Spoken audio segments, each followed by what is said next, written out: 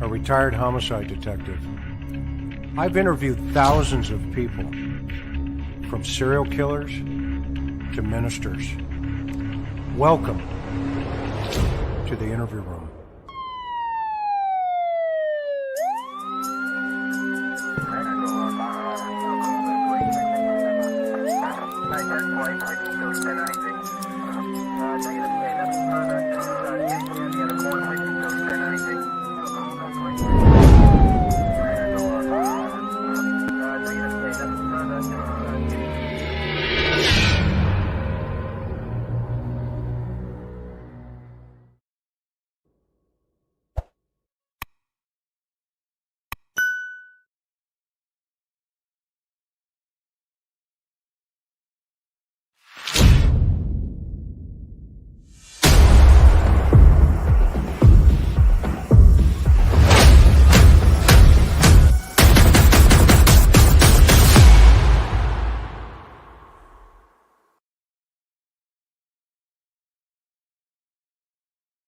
An amazing, welcome to the interview room, everybody. What an amazing Sunday this is going to be. We are so excited that each and every one of you are here.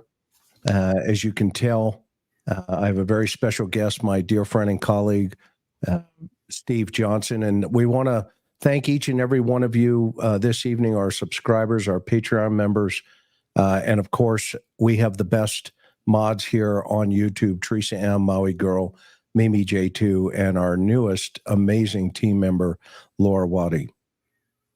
Now, also, I just want to, before we kick this thing off, I want to raise a little awareness as to the importance of what we're doing tomorrow in this country.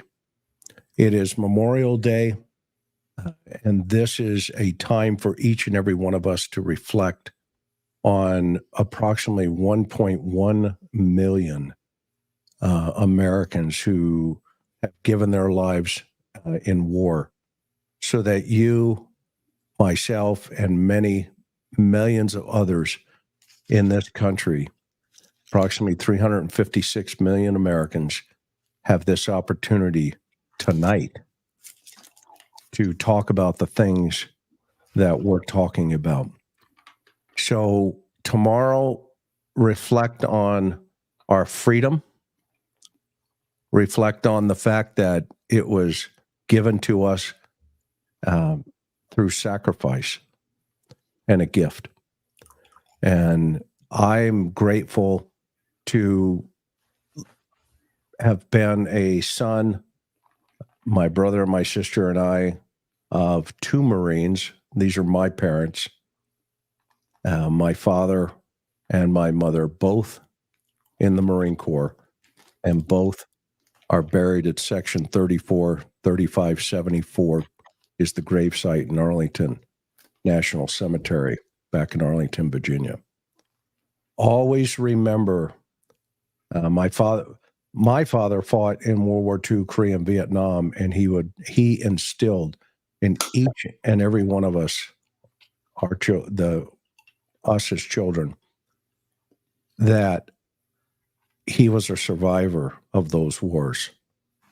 And to always remember on Memorial Day, those that gave all. So I want to honor each and every one of the Gold Star families out there who have lost a loved one. God bless you on this Memorial Day, and we will not forget the sacrifice of your family members, ever. Steve, did you have a family member in the military? You know, I didn't, but my father-in-law served, and so, but I didn't have any on my side. But man, well said though, Chris. I appreciate what your parents did and what they instilled in you, and I know I've worked with several that have served, and my deepest respects to all of them and all the families. Yes, and this also extends out to our European friends, even in Australia, who fought for freedom over there, and in England, who fought for freedom. We're so grateful.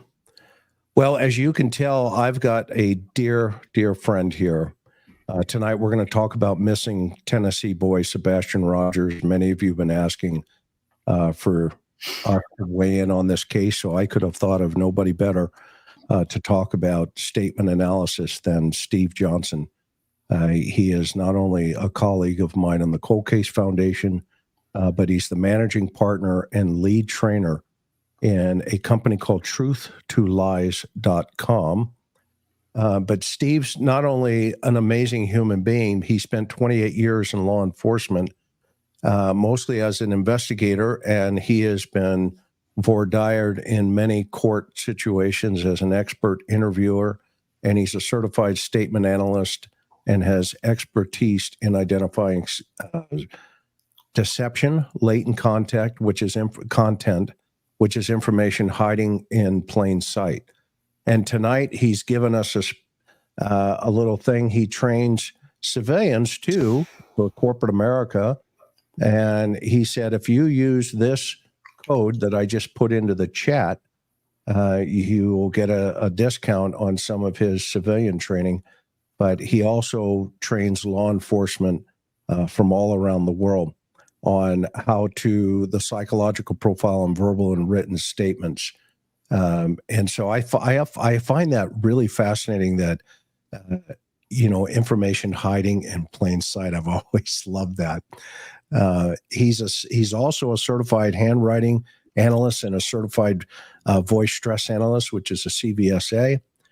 He's a member also of the Cold Case Foundation. So he's got that's his short list, by the way, everybody. That's just his short list. So we're grateful to have him here very much. So get over to his website. It's down in the show notes tonight. It's www.truth2lies.com. Truth2lies.com. And so with that, Steve, I know I called you yesterday, literally full transparency here for everybody. He's been so busy. And I told him, I said, hey, have you heard about this Sebastian Rogers case? And he said, yeah, kind of, but I really haven't had time to dive into it. And I said, perfect. You would be the perfect guy tonight to take a look at this case. I have purposely, laid low. I've made a couple of comments on the lab over at Josh's channel with Dr. Picato. But I have not shown Steve this video. I sent him the links last night, and we both got permission from our wives to talk about it tonight. So I cannot wait to hear his analysis of what's going on in his mind about what's going on potentially in their mind. And we're going to talk specifically about the parents' first interview on the news. There are so many things going on in this case. He's been missing, obviously, since the 26th of February, so we're coming up on 3 months. My personal opinion, the authorities are working overtime on this. And as a result of that, I'm sure there's a lot of information behind the scenes. But I told Steve just before we went up here, I have the sinking feeling this is a Summer Wells 2.0, which has caused a lot of emotion out there. We're coming up on her anniversary soon. So Sebastian's a 15-year-old autistic boy. If you're not familiar with this case, which I'm going to be surprised if you aren't. However, Sebastian's a 15-year-old autistic boy from Henderson, Tennessee.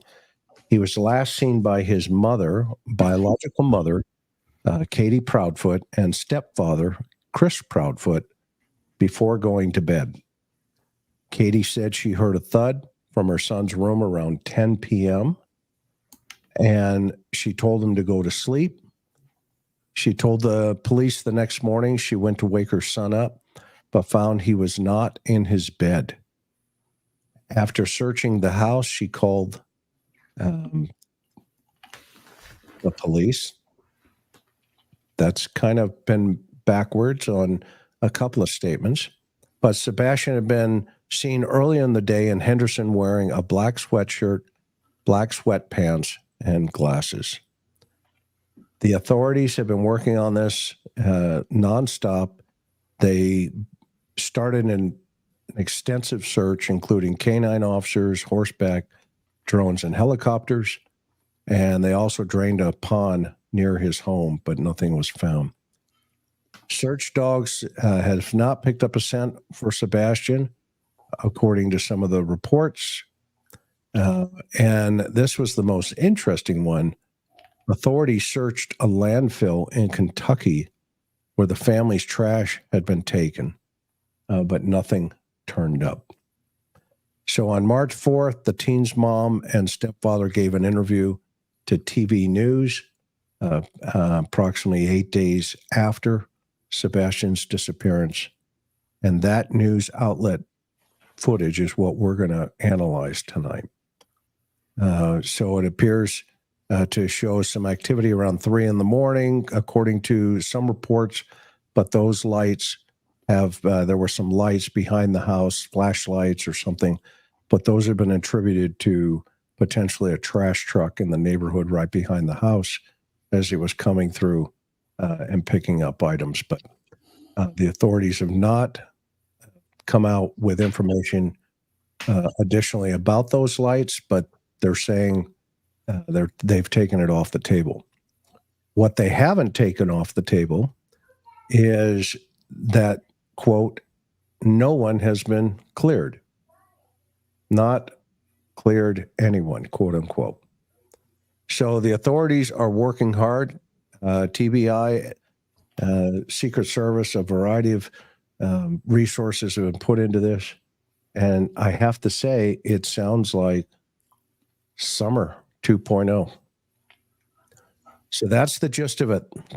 Thoughts, opening thoughts, Steve, before we kick off into this thing? I think your analogy to Summer Wells is accurate. You and I did, I don't know, 3 or 4 videos on Summer Wells, and those are worth going back and looking at later. But that's exactly what it reminded me of. And there's nuances within this interview that are very similar to some of the things that we saw in the Summer Wells case. So I think you're spot on. And interestingly, Summer Wells still has not been found. And I hope that Sebastian is, of course, but I love exploring the very first interview that anyone does. Those interviews, like the one we're going to watch tonight, we're going to analyze tonight, those are the interviews that are uncontaminated. In other words, the parents have not had time to react to things that other people are interjecting regarding the investigation. I mean, they are a little bit, but this is their first interview. Actually, the very first one would be the 911 call, and then this would be the second one. So we're going to get some good analysis out of this interview, and my goal, and what I do in my space here is that my goal is to get inside their head and understand at a deep level what is the information. When you read in my bio about the information that's hiding in plain sight, that latent content. It's like latent fingerprints. They're there, but you can't see them until you apply the material, the tools, whatever it is, to make those fingerprints come to life. And then you see them, and you can lift them, and you can use them. We do the same thing with the statement. So we're not really investigating the person. We are investigating the words that they use, which is going to reveal what's going on inside their brain. which is what we want. They have the interview, the information we want, and so we want to get inside their head to extract it, and they do that with their words. It's an amazing. It's the best tool I ever learned, and it's in now my 34th year and working with law enforcement investigators. I still feel it is the most effective tool that I could have ever learned to solve cases. And so I'm excited to dive into this one.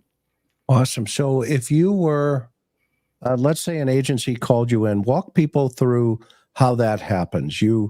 What takes place when an agency says, "Hey, we've got a statement, Steve.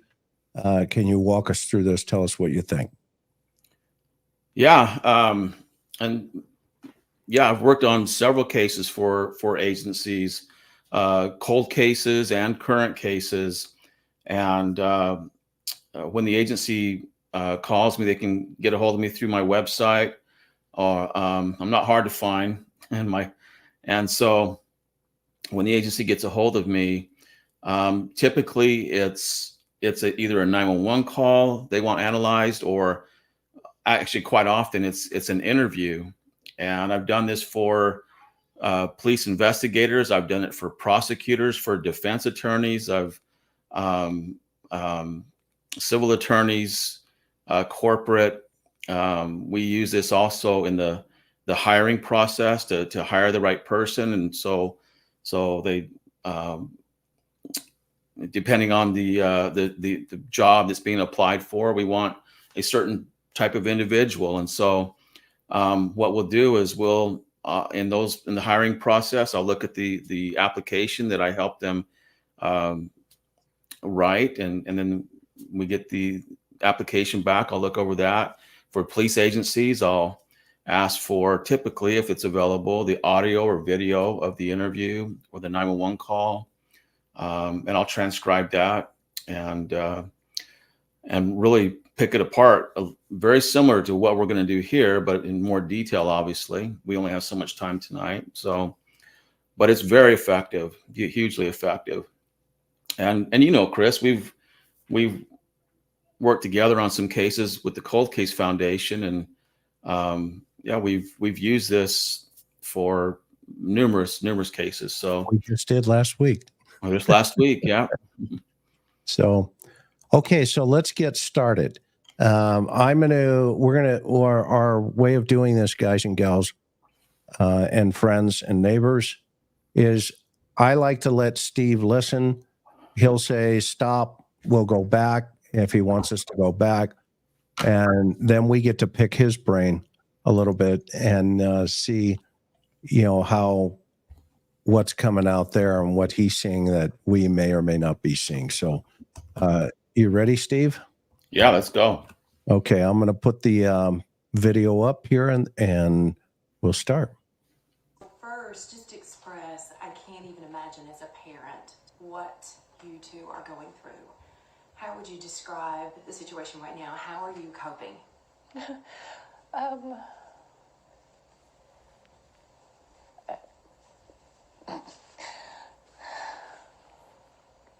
We're on a constant roller coaster ride of helpless and hopeless and many other emotions all in one, and it's a never-ending roller coaster. It doesn't stop. It won't stop until he walks through the door. I wouldn't wish this on anyone. Let's hold it right there, Chris.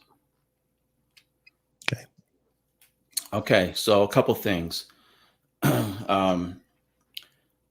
First thing is that stepdad, his name is Chris as well. So stepdad Chris, he says, well, first of all, I got to note that mom did not answer.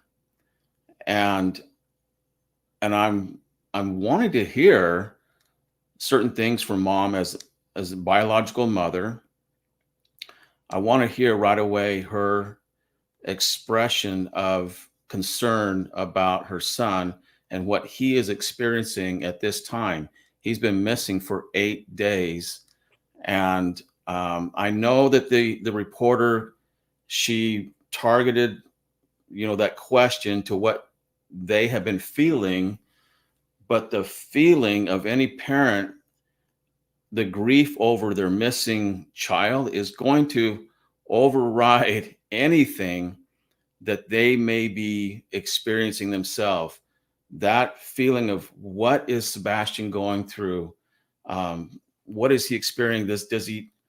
Did he find some shoes? Is he getting fed? Is he staying warm at night? A myriad of things. Did he find someone to take care of him? Is he scared? Is he okay? And just a myriad of things. And that would override everything else. And so I'm wanting to hear that from mom right away, but she couldn't come up with anything. And I've seen that in other cases where and I should say cases where the parents actually had some guilty knowledge of the disappearance of their child. And when they don't come up with it right away, it's almost as if they were asked something that they weren't expected to be asked. And then because lots of times parents will go into once they're asked questions, they have a narrative, and that's what they think is just enough. Whatever's in their head, they think it's enough to suffice the questions that they will be asked. And if they're asked a question that doesn't quite fall in line, they're kind of at a loss of what to say. And so I'm wanting to hear mom express things about Sebastian, and she couldn't do it. What she did say is, "I wouldn't wish this on anyone." Chris, that refers to what she's going through, not what Sebastian is going through. And that's the thing that really caught my attention, is that she has put the focus on herself rather than her 15-year-old son. And he's autistic and he has special needs. And I just don't, that just was abrasive to me. It struck me as not what I expected to hear from biological mom. Awesome. Go ahead. No, you're on a roll. I'm listening. Well, if you have something to say about that, because I'm going to go back to what stepdad Chris said. Yeah, no, and the rocking, that sometimes is a stress relief. Mm-hmm. Sometimes for people, they're releasing that tension and that energy, because to Steve's point, they may have something going on that we don't know. And by the way, just for the record, in the beginning of this, everybody is innocent until proven guilty. We're not here to say, they're innocent or they're guilty. That's not what we're doing. We're analyzing from a professional perspective, where both of us have testified in court as experts in our field. Steve is an expert in analyzing this statement analysis and identifying deception. It is much different in a criminal case than it is in the civilian court for a civil case, because in a criminal case, you have jeopardy and you have people that could lose their liberty. So they have a lot more to lose than just their house or their money.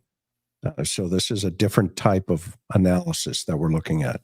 So I don't have any other thing, to dovetail into what you've already said so far, Steve. Okay. Going back to the first thing that Chris said, he said, we're on a constant roller coaster of helpless and hopeless. Now, here's the thing about this, and some people, I hope you can see what I'm going to say here, where I'm going with this.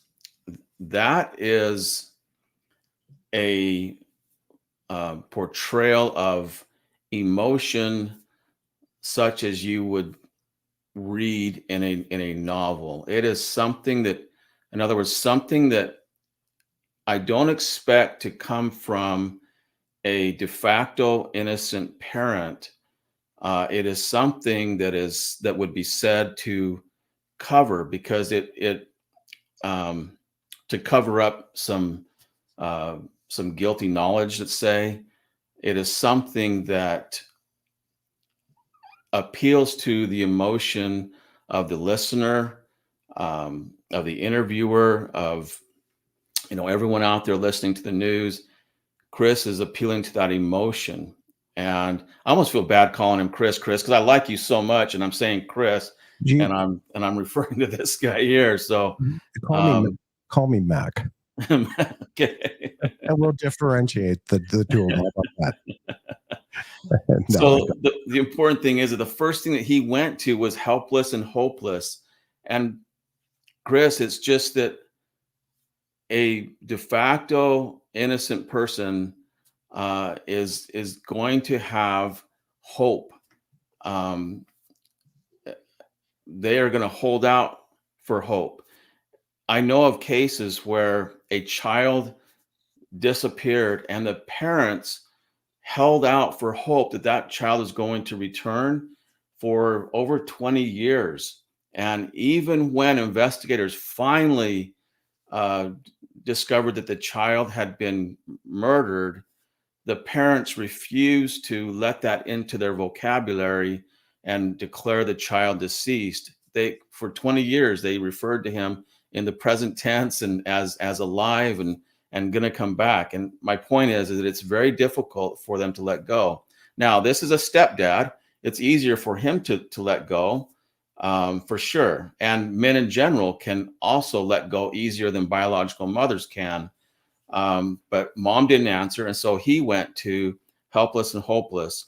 And that is not only an appeal for listeners to believe him, but it is an indication that there is no hope in his mind that Sebastian is coming back, and they're helpless. And in my mind, I'm thinking, are you kidding me? You're talking to the news right now. You should be portraying this. You should be so happy that we're on the news, and hey, everybody, that we're getting the word out. Here's what he was wearing, and let's go out and find him. And it would be like that. I would be very hopeful at that point that I'm getting it way out there to everyone. Now, we learned that this interview came 8 days into the disappearance, and I'm wondering, what is the holdup?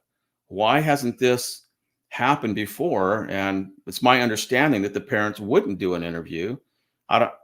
Is that correct to your knowledge? I do not know that, Steve. Okay. Yeah.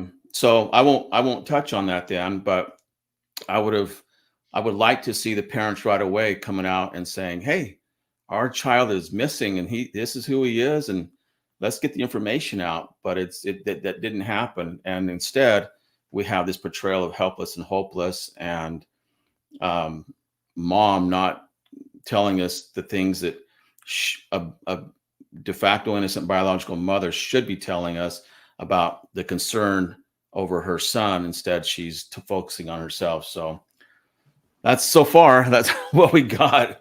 I love it. So let's. Yeah, and I guess we can call him CP. CP. All right. Good deal. And that way, folks don't get my name and his name mixed up. Good. Thank you for that. Which is the same name. And that was a suggestion from the chat. All right. You want me to keep moving, brother? Let's go. Yeah. All right. Here we go. Not anymore. I know we're about keeping hope alive. I'm sure that's in there somewhere. Oh, yeah. He's gonna come home. He's going to walk through that door. And this street will be flooded again with family and relatives all waiting to hug and love him. And that boy's gonna have more friends than he knows what to do with when he comes home. So hold up right there before we get into the next part. It's interesting that interviewer, she's the one that she sensed that something was wrong. You can tell, and she introduced. Well, how about keeping hope alive? I'm sure that's in there somewhere, isn't it? And she wants to hear that. as an interviewer, as working for the news, I'm sure she's interviewed a lot of different people and watched a lot of interviews, and she knows what comes out of the mouth of a parent whose child is missing. She's wanting to hear certain things, and she didn't hear it, and so I'm sure she's helping them out here, and it couldn't come out. Mom couldn't get it out of her mouth. Again, why aren't we hearing that type of language out of her mouth? It's void. She's void of it. Yet it's at different times we're going to see during this interview that she's very teary-eyed and she's sad, and I believe that she is. I believe that they're real tears. Chris, you and I have both seen fake tears in interviews many times, and the fake emotion and whatnot. I think mom is sad here. It doesn't speak to being sad, doesn't speak to innocence or guilt. It's just she is sad at the situation. But if she really was concerned about Sebastian, those words about him would be coming out. She wouldn't be focused on herself. And so this indicates to me that she is more in a mode of self-preservation than anything. So I'm going to see how she does throughout the rest of the interview. And hopefully, I want to hear it change. I don't want to see at the end that she's went through this whole thing in self-preservation mode. I would like to see it change to where she's expressing more concern about Sebastian. Okay, so I'm going to back up just for a second so that the audience can hear those points that you just made, and I agree with them. Agree with you 1,000%. And that sadness also could be. It doesn't necessarily mean, it's sadness towards the totality of the circumstances. It could be sadness that, if there's some type of jeopardy there, that this is kind of a release of that stress. And that's where also the soothing of, the rocking back and forth comes into this as well. So I'm going to back up just for a second, listen to how this unfolded. With family and relatives all waiting to hug and love him, and That boy's gonna have more. Now, the interesting part there is he keeps shaking his head no, yet he's talking about all the family and relatives coming in to hug him and stuff. Any thoughts on that, Steve? Yeah, it's an indication that in his mind he knows that that's not going to happen, and the brain is so powerful, and what the brain knows is typically comes out physiologically and verbally, linguistically. What the brain knows reveals itself, and that's why the polygraph works, the voice stress analyzer works, and why statement analysis works so well if you're skilled at it. And so he's saying one thing, but that head nod is giving us a different answer that that's really not going to happen. Yeah, and if we go back, if anybody wants to see, we did an analysis on in Summer Wells' case. You can see it in the playlist early on. Steve caught so many things in that situation, and it was indicative of the father talking on the news, going like this. Going like this. All right. So that good catch. Hang on. he's going to walk through that door.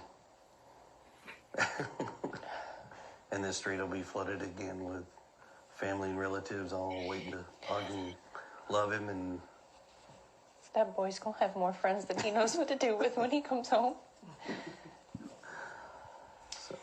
So here we are, 8 days now searching for him. Walk us through that Sunday night that he went missing. So walk us through, we've got so many people who really want to know, okay, how did this happen? So kind of just walk us through that night. I get the sense that she's really concerned about that question. I mean, yeah. I love those questions, and for your viewers, if they don't know, that's one of the questions that you and I would ask in an investigation, especially with a missing person or a homicide. Hey, describe your last moments with your loved one. Describe that last day with Sebastian. And if there was something amiss, if something bad happened, it's going to make them very, very nervous, as you know. So it's interesting to see now with that question and where it focused her brain, what she says here. So many people who really want to know, okay, how did this happen? So kind of just walk us through that night. We were out and about that day. We were having a really good weekend. We got home. Everything was pretty normal. He was playing in his room. When I told him to go to bed, he did. He said, "Good night, Mom, I love you." Said good night to his puppies. A little bit later, I wound up going to bed, and when I woke him up for school, he wasn't there. All right. So there's actually a lot in that. She doesn't realize she actually skipped over.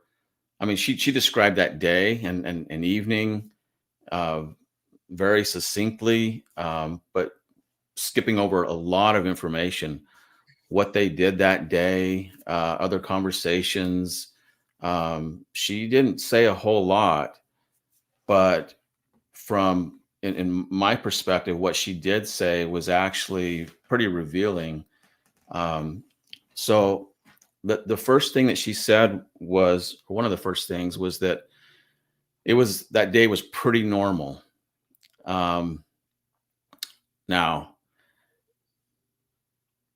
whenever I hear somebody refer to the day as being pretty normal, I'm on alert right away for it not being a normal day. I hear this most of the time when I hear the portrayal of normalcy. It has turned out to be anything but the norm, and so I'm on high alert now.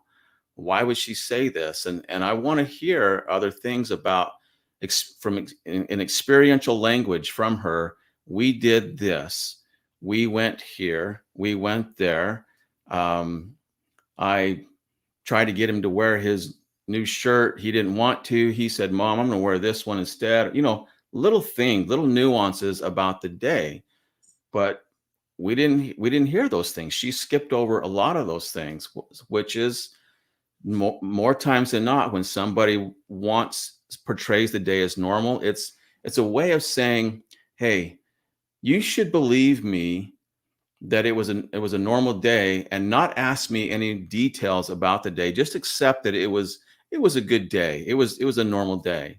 Or they will say some things that, and not in this particular case, but sometimes they'll portray it as normal, saying something in present tense, indicating this is what we always do on our normal day. And it allows them to not say what actually happened that day in a past tense. And so it's kind of two birds of the same feather here. She's telling us right away, normal day, but I don't hear the language of this is what we did, experiential language. So she went to, I told it when I told him to go to bed, he did, and she kind of laughed. And what is that? It's a reference to him not going to bed, times that he hasn't gone to bed. And so she's kind of laughing at it, like, for once he did, or this time he did. And the problem I have with it is that it is a portrayal or a reference to something negative that Sebastian could have done. So I'm now on alert, and what she says next kind of seals the deal for me. And I don't like what I'm hearing here, because she says, "He said, 'I love you, Mom,' and he went to bed." Now, saying "I love you" saying I love you is something that we all do. We, I'll call my wife. I'll talk to her on the phone. I'll say, I love you, babe. When I'm leaving, I'll say, hey, I'm running out. I'll be back soon. Love you. My daughters are here. When they leave or going somewhere, all right, love you. We say I love you a lot, but we don't have the need to tell other people that, hey, by the way, I told my wife I loved her. You know, if we're asked about our day, we just say, oh, I had dinner with the family, and oh, my wife and I went here or there, or to drop my wife off at the airport, whatever it is.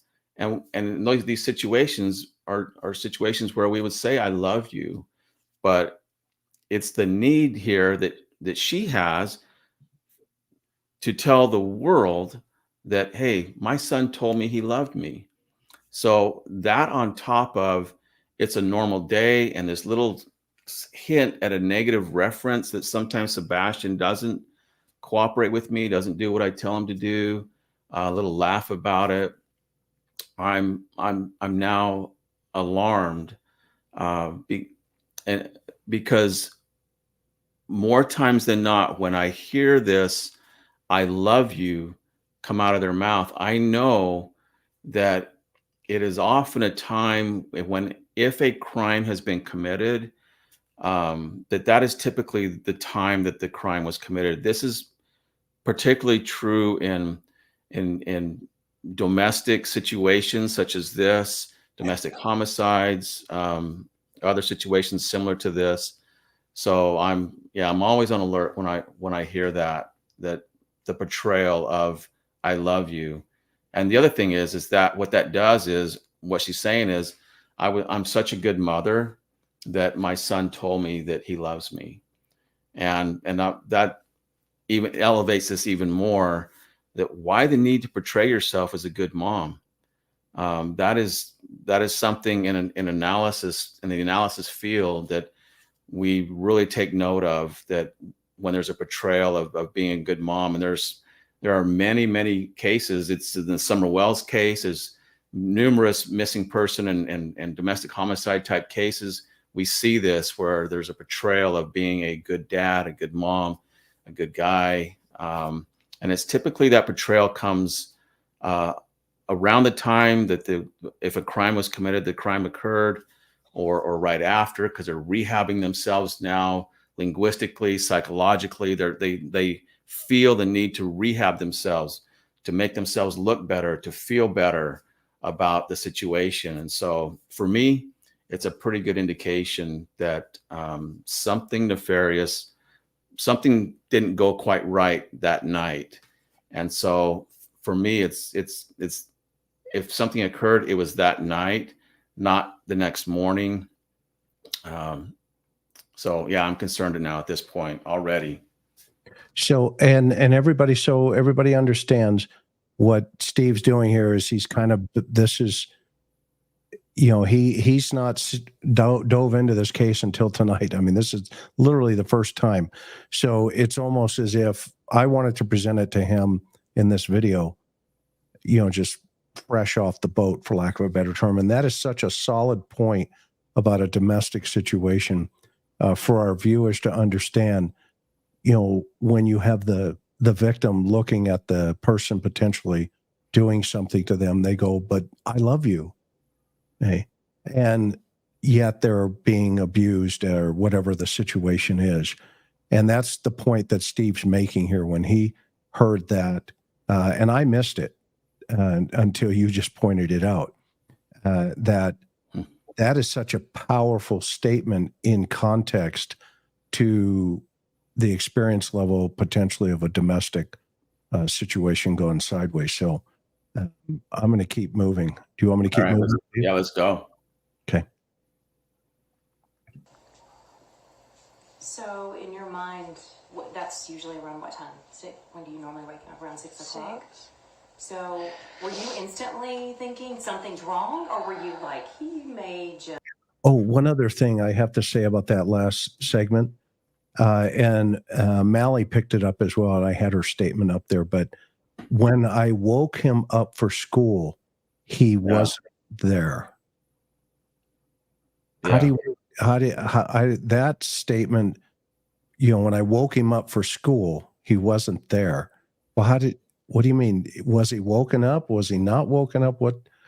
Where's that going? What's your thoughts on that, Steve? Yeah, that's definitely something that it's incongruent, those two things. When I woke him up and he wasn't there, well, you can't wake him up if he's not there.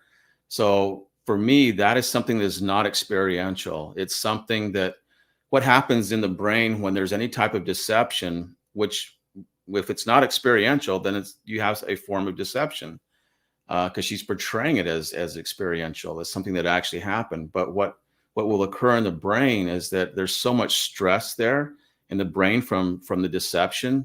The brain knows what actually occurred and didn't occur.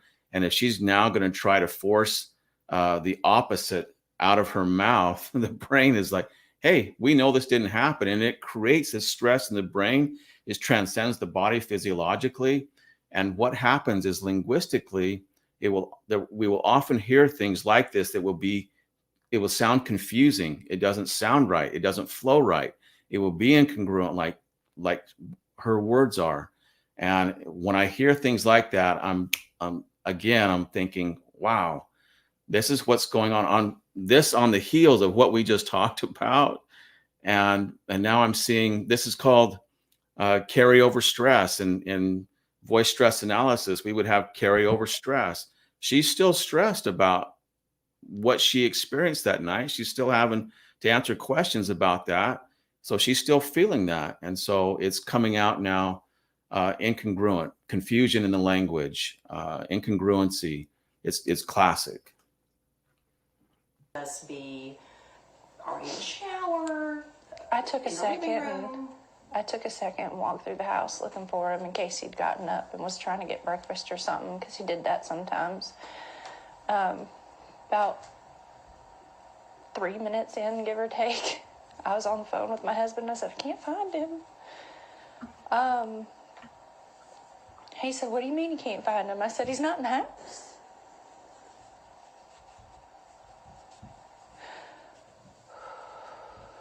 And so at that point, is that when you call 911, or what's going through your mind? While we were on the phone. Let's stop there, Chris. Before CP starts talking, there's some things going on there. Mom she's indicating that she's certain that he walked out of the house, and I want to go back to something that's key there, and in the context of Sebastian missing. She said within 3 minutes, I was on the phone with my husband. So she brings that up immediately within 3. Now, here's the thing. He's out of town, so he can't help. But she says within 3 minutes, I'm on the phone with him. She has just brought him into this via a phone call. It's very important. Their conversation on the phone is very important. And I'm going to dovetail back to something that I didn't comment on in the segment just before this. But if you remember, she said when she was describing the night, and Sebastian went to bed and said, I love you, Mom. And then she says, a little while later, I wound up going to bed. Well, what that is a little while later means there's time that has spanned, that she's not going to tell us what she did in that span of time. And she is not saying how long it was, but she just says a little while later, that's going to suffice for her. We don't know how much time span, but we now know on the back end that she was on the phone with with CP for 3 hours, I believe it was, before she went to bed. And now she's bringing in another, she's on the phone with him again. This phone conversation with him is going to be really key in whatever happened to Sebastian. Well, and she qualifies it too, Steve, right? She goes, I can't find him. Well, what does that mean? I mean, did you find it strange the way that she said that? yeah, it was like she paused, she's thinking, you can see her gears going. Yeah. And let's play that back one more time for the Yeah. audience and get a better context, even for Yeah. both of us, too. Let me go back here just for a second. And by the way, everybody, I hope you can hear this. I've got it turned up full volume. So if you can't hear it real well, turn up on your side over there, the computer on your side, just in case. I certainly want everybody to hear what's being said here. Are you in the shower? I took a In the living second room? and walked through the house looking for him in case he'd gotten up and was trying to get breakfast or something, because he did that sometimes. About 3 minutes in, give or take, I was on the phone with my husband. I said, I can't find him. Yeah, I mean, that was just out of thin air. You know, within 3 minutes, I can't find him. Yeah. Well, and it's almost a contextual statement where, you know, she's trying to put it into this anomaly of conversation where, you know, I've been looking for him and I can't find him. She's And- hoping it'll get accepted, that Yeah. that it's going to be accepted. But this has so many ties to Summer Wells, because this is so interesting. It's very similar to when Chris, you were at the house, and mom is walking you through the house, and you're down in the dungeon basement, and mom walked you out the door where she's saying that she thinks that Summer was taken out of that door, that downstairs door, and she came out that door. And I use this clip for my training in the classes that I teach. But mom comes out and she says, I came out here and I said Summer. And the context is incongruent with Summer being missing. If she really knew that Summer was missing, she would come out that door and she would yell. She would yell, Summer. I expect the same thing here from this mother, Katie. I expect Katie to be saying, Chris, I can't find him. I can't find him anywhere. And I want to hear this, the frantic, the emotion of her being just out of her mind, frantic that she can't find Sebastian. But that's not coming out of her brain. It's good. Why? Because it's not there. And what is coming out is her perception of reality. It's what she actually perceived, and the way that she perceived it.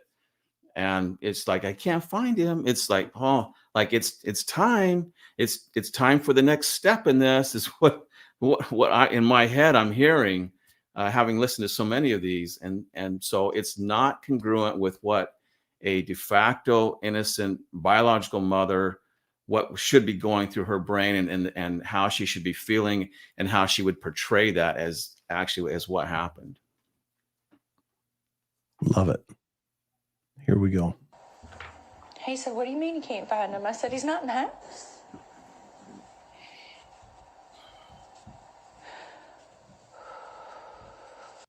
What's your thought on the breathing here? My thought is that it's the same. It's just a continuation of the rocking.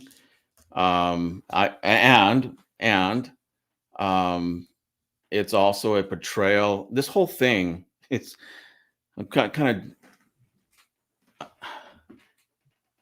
jumping ahead maybe a little bit, but as I watched this interview, I made a note at the end of it, making all my notes, and I made a note at the end that throughout the interview, I saw mom and CP, stepdad,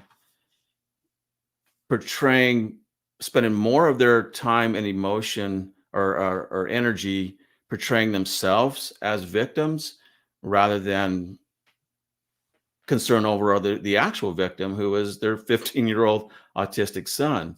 And I think that is part of this breathing thing that I'm seeing here, is that is, it's a portrayal of the emotion, how difficult it is. But I think that it's also combined with nervousness. She's obviously nervous about this.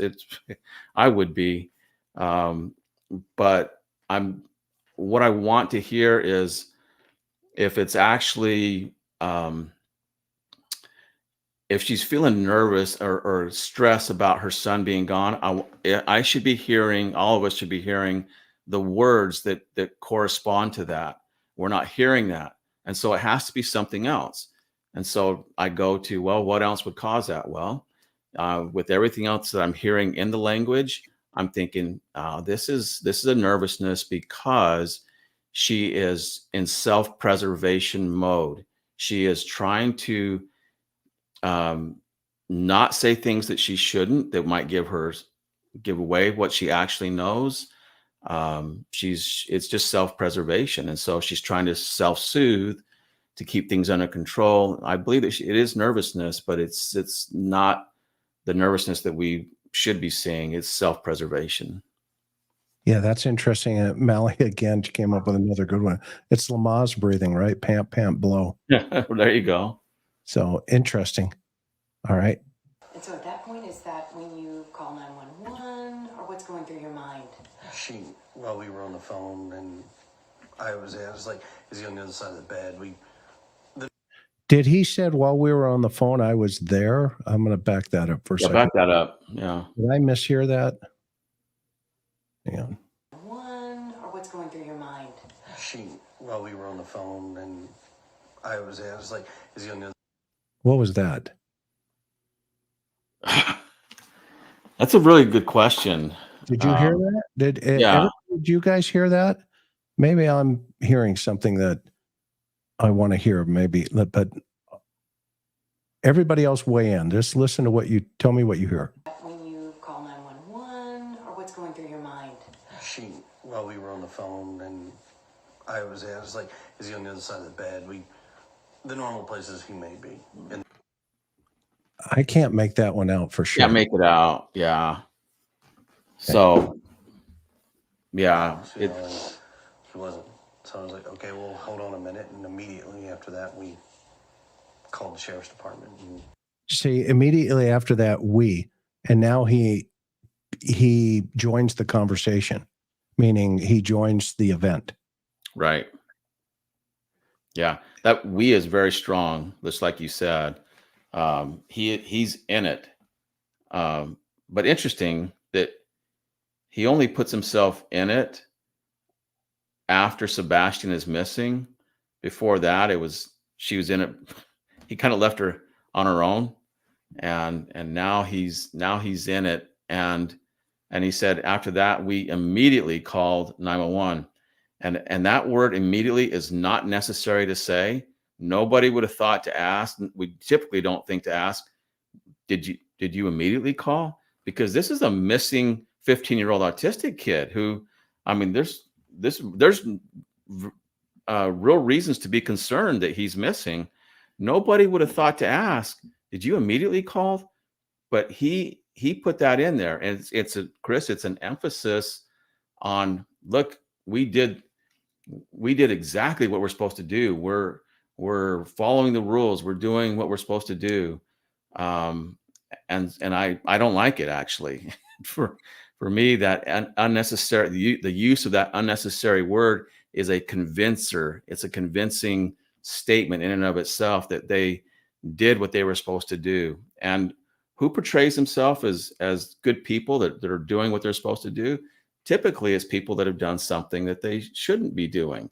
Because the people that are de facto innocent and the actual good people don't have a need to rehab themselves, to bolster themselves, to make themselves appear better. They don't use a lot of unnecessary words like that. So that in and of itself, I know it's one little word, but added to everything else, I'm stacking things here. And it's just one more thing in the stack. So, yeah, I mean, this is in the 3 minute, within 3 minutes, this is part of that 3 minute call. You know, within 3 minutes, okay, minute 4 starts, and this is the conversation. And this is how he's describing that, because he takes over from her description of that 3 minute call. He does. Hey, one more thing. Yep. Sorry about that, but No, I wanted to be sure. One thing that struck me about this was mom says within 3 minutes, or she said, yeah, I took a second. Now she mimicked what the interviewer said to her. Did you take a second? Or I don't remember exactly what the interview said, but she goes, yeah, I took a second, and I looked around, and then I don't remember her exact words, but within 3 minutes, she's on the phone with CP. Well, CP's not there. And so what would we expect mom to be doing at that point? Would we expect her to call him? How is he going to help? What would you be doing? You'd be on the phone with who? His friends, his biological dad. Is he over at your house? Run into the neighbors. Did Sebastian come over here? Looking outside, is he outside for whatever reason? Did he go to the garage? Did he? All these other things. I can think of like a laundry list of things that I would think mom would be doing, and places she would be going, and people she would be calling to check. Not CP, who's out of town. Why does she call him? That makes this even more significant. She pulled him into this with that mentioning of a phone call, and now he takes over, and it's like, we did this, we did that. They are united in this. But it's not what I would have expected mom to do. I would expect to hear that I was frantic out of my mind, and I did all these things to find Sebastian. And when I realized, hey, he's nowhere to be found, I wouldn't be calling CP. I'd be calling the police. Can you get me some help here to find my son? And I know, Chris, if something happened to, one of our grandkids or kids when we were younger, I know my wife would be doing, she'd expect me to be doing things, but she would be taking all these measures herself. And then she would be on the phone calling 911. My child is gone. I could be standing right there. And she would still say, my child, my daughter, my son, whatever is missing. And she would take ownership of it. And just assuming I'm there, but you see what I'm saying? Biological mother, there's a real strength there. And I'm just not getting that sense from her. Yeah. And you know what else, to dovetail on your thought there? I hate to say this, but it sounds almost like an overlay of what Candace regurgitated. That immediately I called Don. Yeah. Yeah. And in this, Summer was gone. I called Don. Well, the day I heard that was like a huge red flag for me. It was like, well, wait a minute, your husband's out of town, Don. He happens to be out of town. Okay, in this conversation that we're having here, right? Yeah. It just happens to be that both men are out of town the day their children go missing. And in this case, stepson. And yet the stories are extremely similar. The environment's different, but they're very similar. And in this situation where, he starts carrying the conversation here, he takes it away from her for a second, and then he interjects himself into the narrative of that conversation where, I hear, we look there, etc. And I would love to get this tape enhanced to see if he did, put himself into that search mode with her. But most parents, to your point, mothers specifically, they're going to pick up the phone, call 911. My son's missing. Yeah. I need your help. My son's missing. Okay, well, hang on for a minute. No, hang on. I got to call my husband. Just a second. No, stay on the line, ma'am. Stay on the line. Okay, we have people are en route. I'm going to back this up one more time. And There's so at the that point, Lamar is that breathing. when you call 911, or what's going through your mind? While we were on the phone, and I was like, is he on the other side of the bed? See it now when you listen to it again. It sounded like as I was there. Was that I was there on the phone? Was is he present? I don't know. I'm just thinking outside the box here. All places he may be in the house, and he wasn't. So I was like, okay, well, hold on a minute. And immediately after that, we called the sheriff's department and made the report. I ran all over the house, outside, inside. Called the sheriff's department and made the report. I looked in every closet. Within minutes, they were here. They responded within minutes, and here we go. So you said you were on the phone. Here we go. Talk This about connect. this dovetails back into what she said. She called CP and she goes, he's nowhere to be found. Like, what did I say before? That like, what? Here we go. We're going to the next step, and that's kind of what he just alluded to. Like, oh, here we go. It's the next step, and now they go into all this detail about how many cops were there, and they were all the way down the street, but yet, where was that detail when it came to what she did to find Sebastian? I mean, she did have this little second thought, like, oh, by the way, I did do all these things, but it wasn't in the beginning. It took a bit for her for that to come out of her brain. And we certainly didn't have it when she was describing the day and the evening, all the different things, experiential memory, your last moments with your son, the last day. Those things become very dear to you. And if it's the last day, that something happened to them, they disappeared. You remember those last moments more so than the normal day. And so I'm not hearing it. It's opposite. Yeah, there's a disconnect here. There's a disconnect. That's it. I mean, my circumstance. I mean, when Karen and I lost our son, I was standing at the teacups with our niece in Disneyland when that phone rang and we got the message that our son had passed from the police in an accident. And I can tell you that is ingrained here and here. I can tell you exactly what emotions came over me and how they flooded my mind, my body. I'm not seeing this. This little boy, 15-year-old autistic son, and they've had 8 days now to process this. 8 days. And, to your point, Steve, I'm not seeing that. It's like, oh, here we go. Let's move. We got things to move. And he's a former military guy. He's a former Navy guy. So for him, maybe it's like, saddle up, let's move. We got things to do. Could be.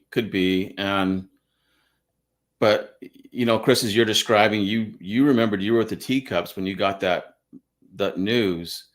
And I'll bet that what flooded your mind was your last conversations with your son, the last time you were with him. I bet that was like forefront in your mind. Yeah. And I didn't believe it because he was just at our house, earlier, and it's gone. To your point. So you're right. I mean, here, I'm not, it's just like this disconnect. There's a big disconnect here, and it's troubling. It is troubling for me too. Called the sheriff's department and made the report. I ran all over the house, outside, inside. I looked in every closet. Within minutes, they were here. They responded within minutes, and here we go. So you said you were on the phone with her, so you were not home. No, ma'am. Okay. I was at work. I'm a tower crane operator, and I was working in Memphis at the St. Jude project. So it's, you know, She feeds him the reporters. I wish those reporters would stop feeding a narrative. Just, just say, where were you and what happened? And let it run. That's what cops do. I mean, a good interviewer anyway. Yeah. Because he dovetailed right into that conversation. Yeah. Yeah. They need to Yeah, he open. sure did. And that happens way too often. I wish more people would take training like my classes or similar, and learn to ask the right questions that will elicit the information that's very usable. I have an earpiece in that talks to my phone. I have another earpiece in that does the radios. So when she was talking to me, I was like, what? I was confused. We talked about where he could possibly be, and then we went from there and led to calling the cops, and here we are now. And within minutes, He said it again. He did. Which, yeah, it elevates the sensitivity of that too. That, to me, that kind of solidified in my mind that is in his head. It is more of like, well, on to the next step. This is what we talked about. This is going to happen, and now they're into the next phase. Yes, ma'am. It was rapid fire. They had cars. They had cars from here down to the main road, as far as I could tell. So what's going through both of your minds? I mean, are we panicking? Is it this, oh, I think he's... See, she's given him a multiple choice. And ladies and gentlemen, take Steve's class, because that's not how you interview. Okay. This is a news interview, but this is not a law enforcement interview.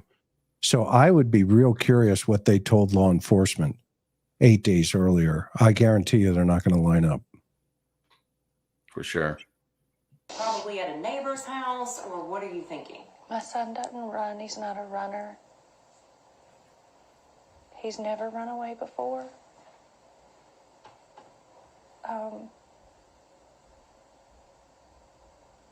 I don't know why. I don't know why he walked out that door. I mean, he's a good kid. Hold up, Chris. Let's talk about that just for a second. I know we got a lot to cover here, but she asked him the reporter asked specifically something to the effect of, what's going through your mind? Are you thinking he's at a neighbor's house? I mean, she offered that possibility to the parents. And what did mom go to? She went to him being a runner. Well, she said, my son's not a runner, but I'm wondering why, out of all the possibilities, are you going to, he's not a runner? And then she says, he's never run away before. It tells me in her mind, there's no other possibility other than that he ran away. And it's, again, very similar to Summer Wells. They had their narrative. They had this, and Summer Wells' parents knew what happened, that somebody came up on their property and took her. And Chris, you and I, from all our investigations, we know that there's, in a case like this, you don't know. You don't know if did Sebastian walk out? Did his dad come and get him? Was he lured out by someone else? Did possibly did he get internet access that we didn't know about? Did he, a friend? Did he go to a friend from school? There's so many possibilities, but yet they're not getting off that. And so she says, I don't know why he walked out that door. So she's telling us that's the only possibility, that he walked out that door. There's nothing else on the table. That's the only possibility. And it's just, again, incongruent. It shouldn't be that way. It's not what we expect. Yeah, totally agree. Totally agree. DLR, right? Does not look right Right. or sound right so far. He's not a mischievous child by any means. But there's answers to questions that have no answers, or questions with no answers right now that we are searching for desperately, and we just don't. Is there anything that happened that day that you think back and that there might have been a reason he was possibly upset or something outside that could have enticed him to go outside? Was there anything that came to mind? We've been combing over that day and even the weeks before he left, and I hadn't been able to figure it out. He's, that morning he was laughing, he was joking. Everyone we were around that day agreed that he seemed like he was in a good mood, he was behaving. It'd make more sense if we'd been fighting. Or he'd been in trouble, but he hadn't been in trouble. Okay, right there. So, interesting that mom says he was in a good mood. He was behaving. Again, a subtle reference to the times that he's not behaving.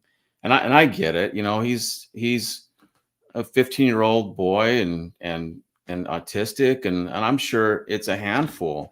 But when they're missing, it's very common for the negative things to not be at the forefront. They take a back seat to all the good things about the child. And so here she brought it to the forefront, but she said something to the effect of, I don't remember the exact words, but even all the people, all that we know or whatever, agreed that he was in a good mood.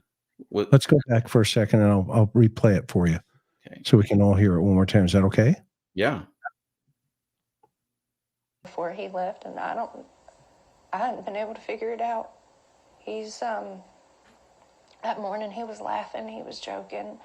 Everyone we were around that day agreed that he seemed like he was in a good mood, he was behaving. It'd make more sense if we'd been fighting. Or he'd been in trouble, but he hadn't been in trouble. Yeah. So interesting that even all the people that we'd been around agreed that he'd been in a good mood. It's that agreed is it caught me by surprise, actually. That means you've been talking to them, and was he or wasn't he? Why does there have to be an agreement that he was in a good mood? To me, this is more of a narrative building type of situation, building the narrative that he was in a good mood, that he was happy.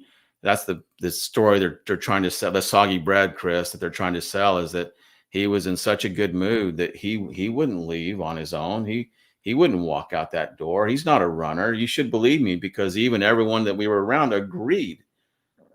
So if you didn't believe me before, you should agree now, because everyone else agrees that he was in a good mood. You see how they're building that narrative, and she's selling it. That's what that is there. And then you have dad or CP saying, well, mom said it'd make more sense if we'd been fighting, meaning she brought it up.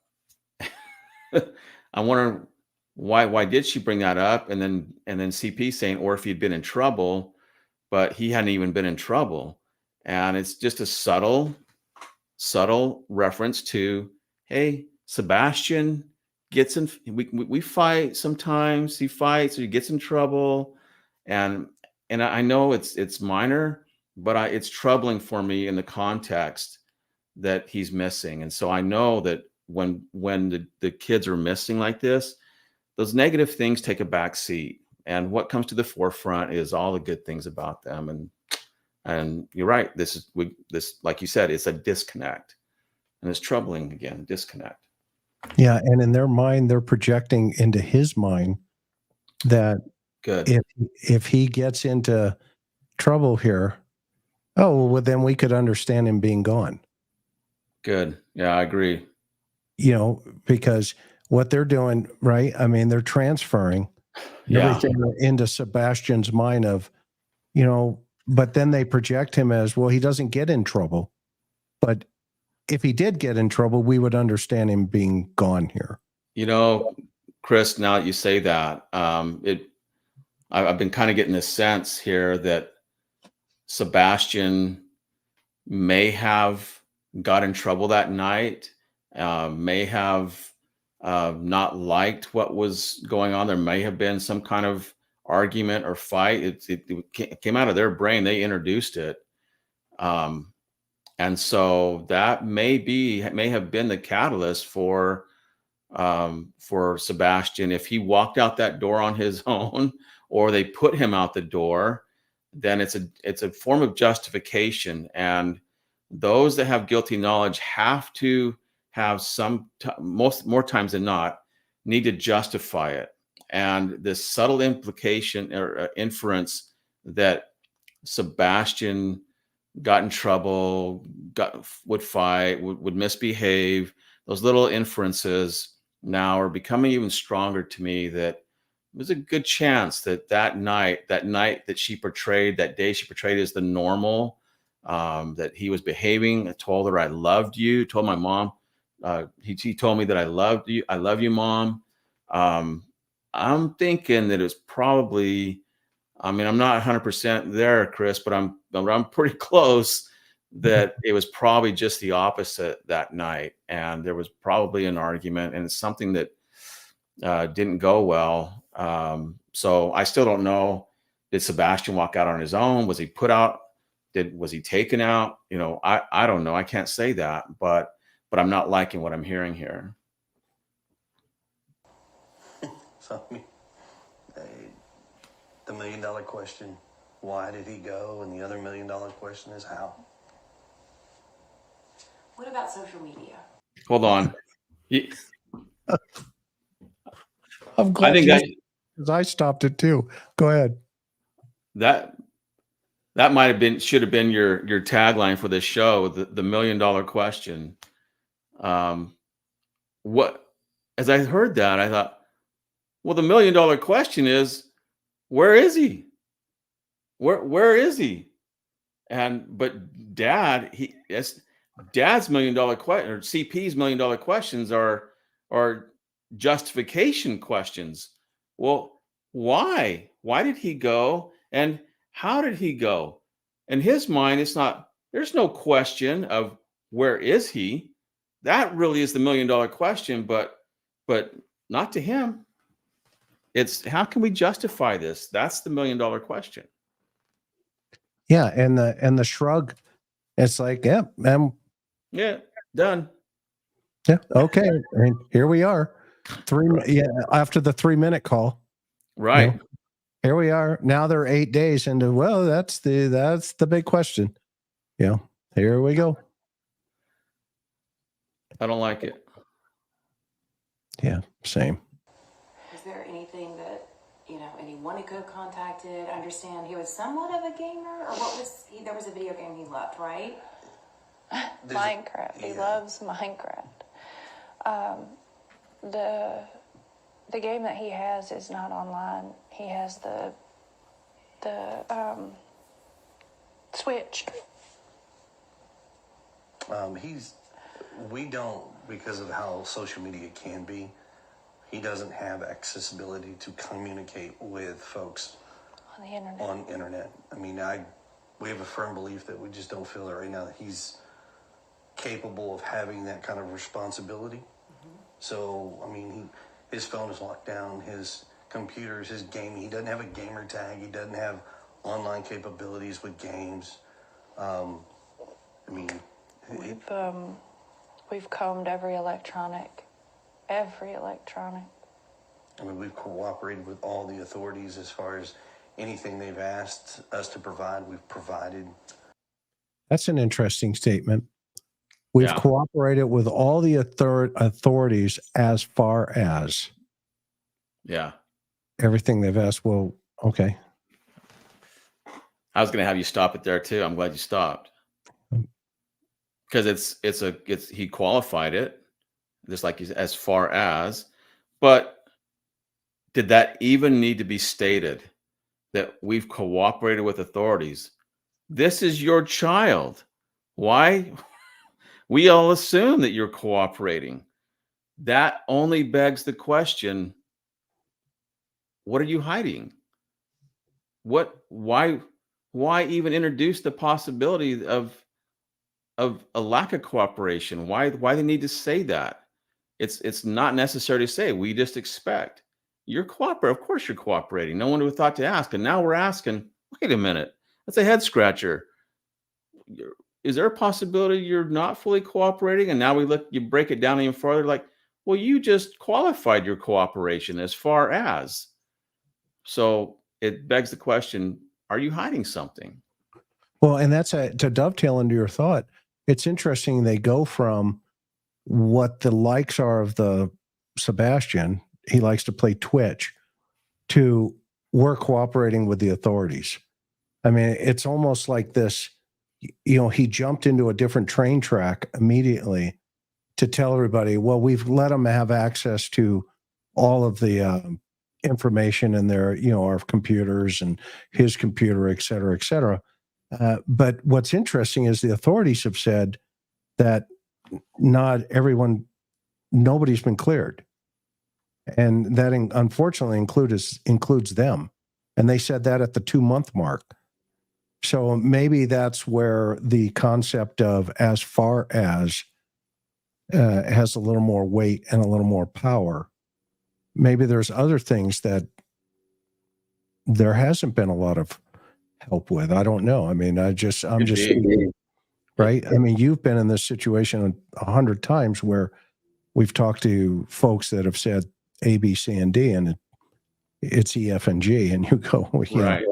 I'm not buying that yet. This is actually the fact that he said that is a statement to portray himself in a good light. Why does he need to portray himself in a good light in this situation? Again, that is unexpected. And it's something that we often see in situations where we hear that from people that have some guilty knowledge in the situation. He shouldn't be having to portray himself in a good light. Mom shouldn't have to be portraying herself as a good mom. You see, we're seeing a pattern here, and I think it's going to continue on. $100 says you clip this and into your classes. I'm not going to take that bet because All right, hang on. Here we go. And still just don't have any answers. Did he have any friends that could have possibly contacted him in some way on his phone? All his friends at school have been questioned to my knowledge, and none of them knew anything. So this big question mark. He's vanished. Yes, ma'am. No one can figure out where or why. All right, so let's talk too about the relationship involved, because the biological father is very much involved in Sebastian's life as well. Yes, ma'am. He Very is. much. Right? And how would you describe that relationship, the two of them and the four of you? It's relatively good. I mean, we talk regularly. He talks to his son on a regular basis, sees him on a regular basis. He's involved in school and therapy, and I mean, he didn't have any extracurricular activities, but I can tell you now, if he did, his dad would be in the front row. I mean, two different households, and the communication between the three of us is great. I mean, yes, we're just like every parent. We all have our disagreements, but in the end, we come together as a team and we work and we come up with solutions that as we best see fit. I mean, I'm almost in contact with him almost daily. Almost. Is he talking about biological dad or Yeah. Sebastian? The He's biological talking dad. about the father. Yeah. Which is an interesting description there, because he's letting her talk, which is good, right? Because, Yeah. her ex, yet, he kind of colors in, number 5 on the painting, with blue. Right. Everything's great, use, paint number 5. Everything's perfect. But, later on, it just unravels. I mean, the two are ready to strangle one another. Well, and again, this is a continuation of him portraying himself as a good guy. I communicate with him almost daily. It's more of that portrayal, and I get it. I'm going to give him a break, because I want to hear about good relationship, but it needs to still be contextual and still. I want to hear more things, but most of what I'm hearing is CP kind of like rehabbing himself, if you will, for whatever reason. Maybe he's been lambasted a little bit in the media up to this point. I don't know, but he has a need to portray himself as a good guy, which is, again, troubling. You shouldn't have to do that.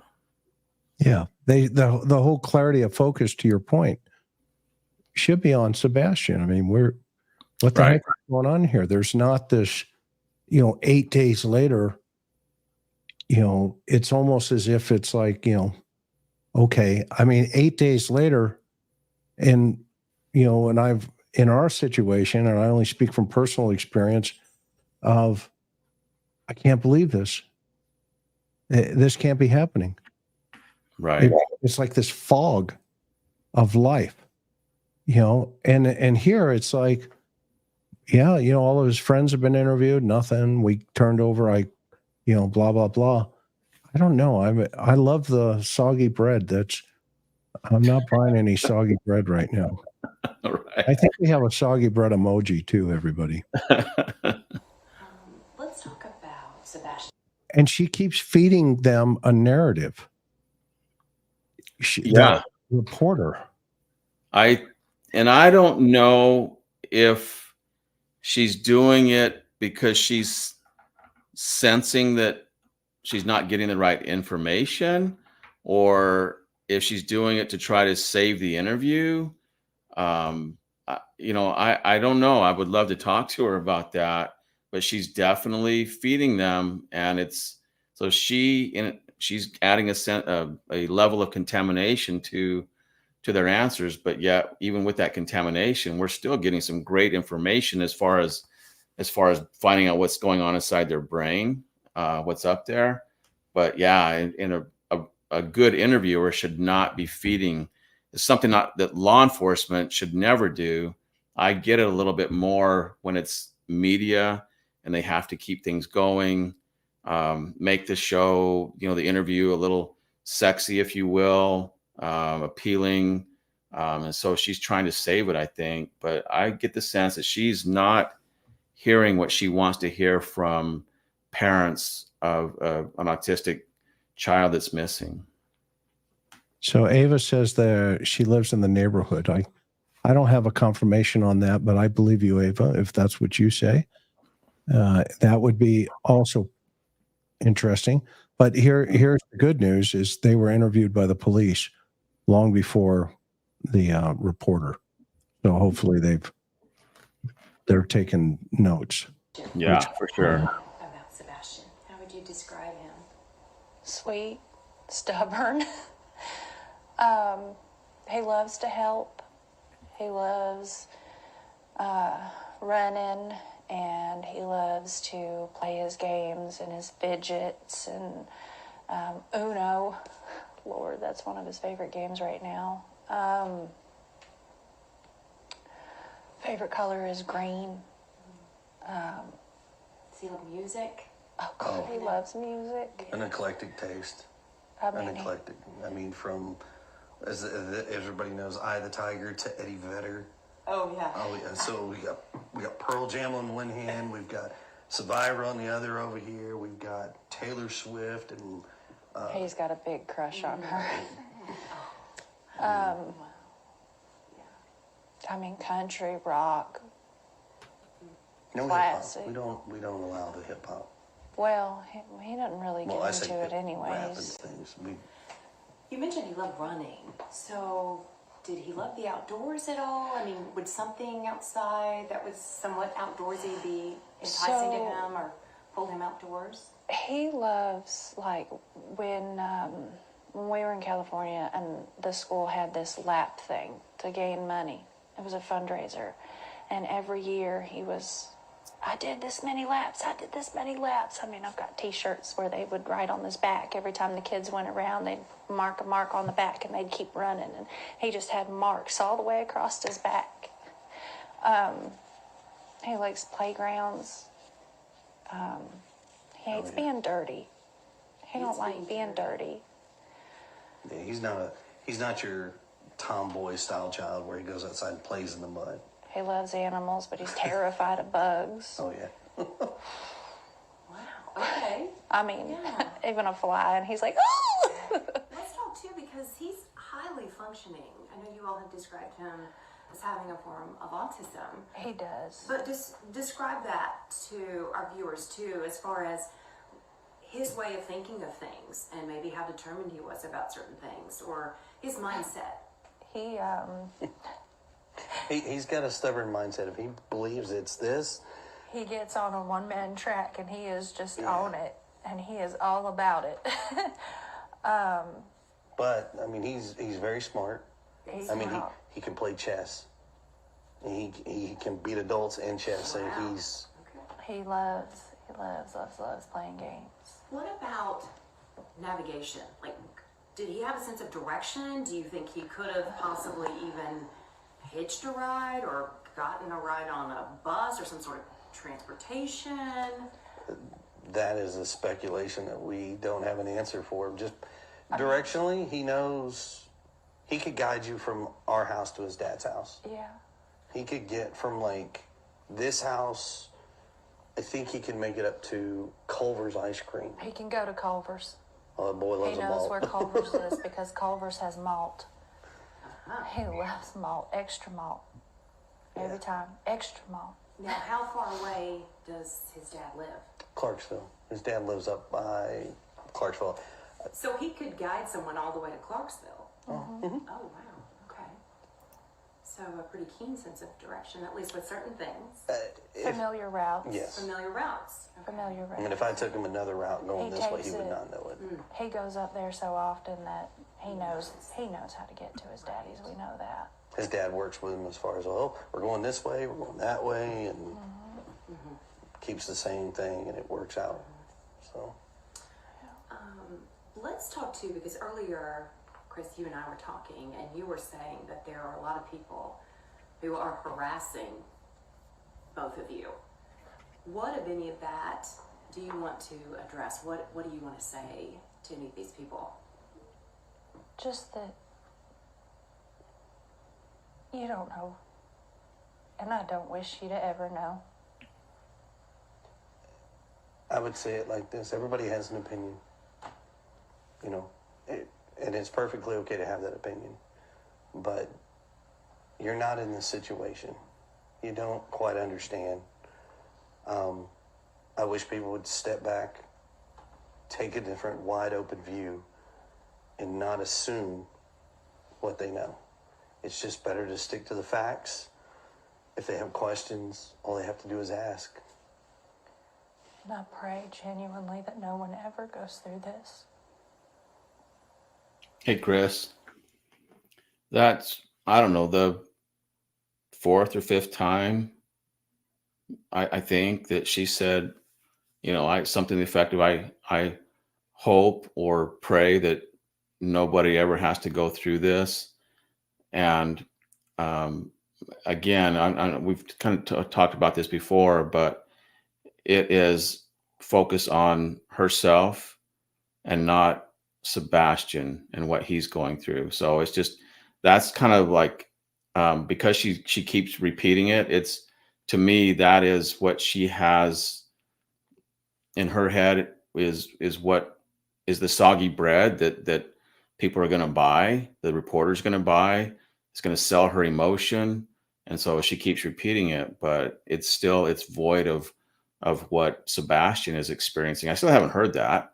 I've heard some things that that he liked, and his music and all the things that he liked, likes, and but not what they're feeling about him at this current time and what he's experiencing at this current time. Still haven't heard any of that, and that's exactly what we should be hearing from de facto innocent parents.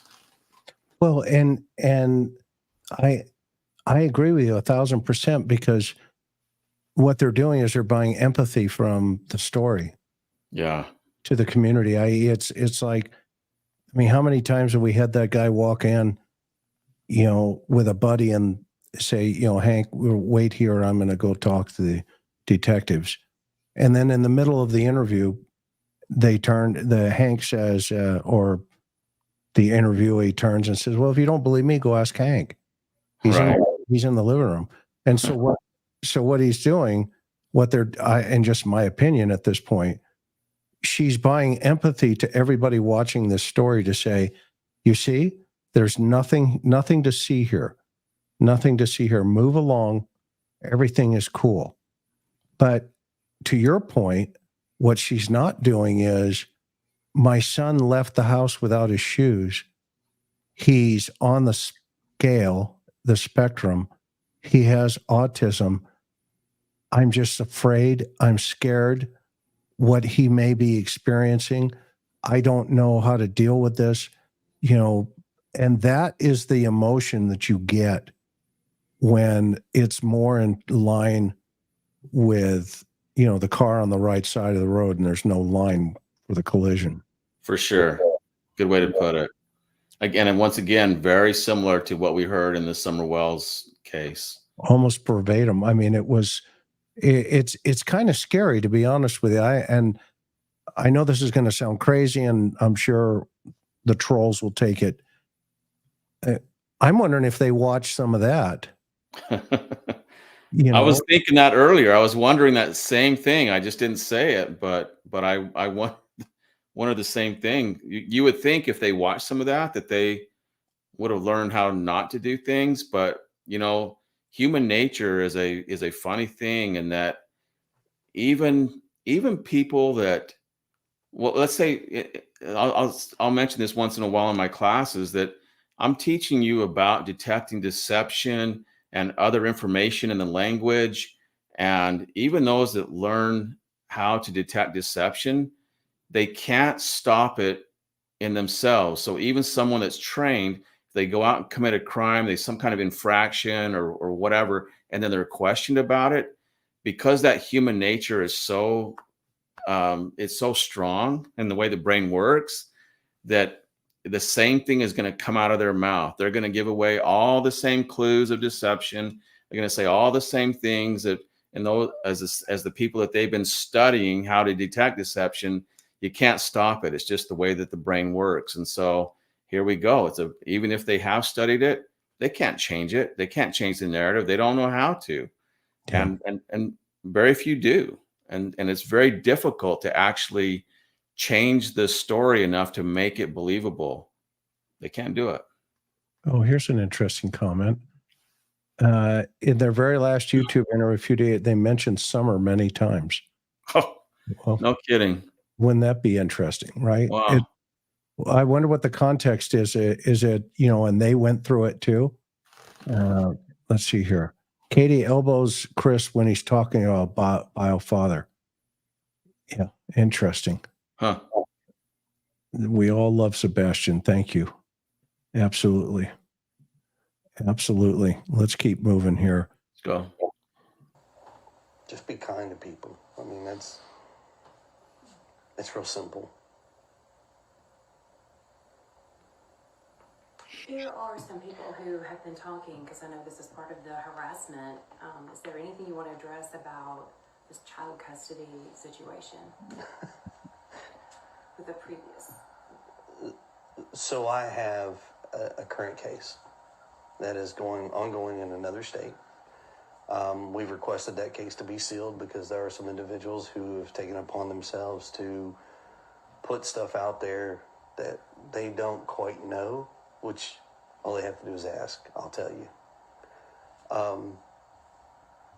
But because of that, you know, it has nothing to do with our son. It has nothing to do with the situation. You know, I just, people would respect that and then keep an open mind. It's totally different. Is Sebastian able to watch this, and maybe he's watching this as it airs? And if he is, what do you want to say to Sebastian? What do you want him to hear from you right now? Oh gosh, that we love you so much. I look at the way he's looking down and to the left. And this comes after the heels of that conversation. It's almost like bleed over stress, you know, on the CVSA, right? Mm-hmm. Where he had just talked about the custody problem from another situation, and now she's going to talk about, you know, that one of the things I think we'll tell the audience, when you do a CVSA, it's computer voice stress analysis. It comes out looking like a block or like a Christmas tree.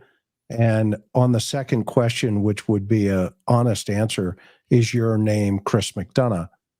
If you're still thinking about the other question that was just stressful, it'll also come out like a block.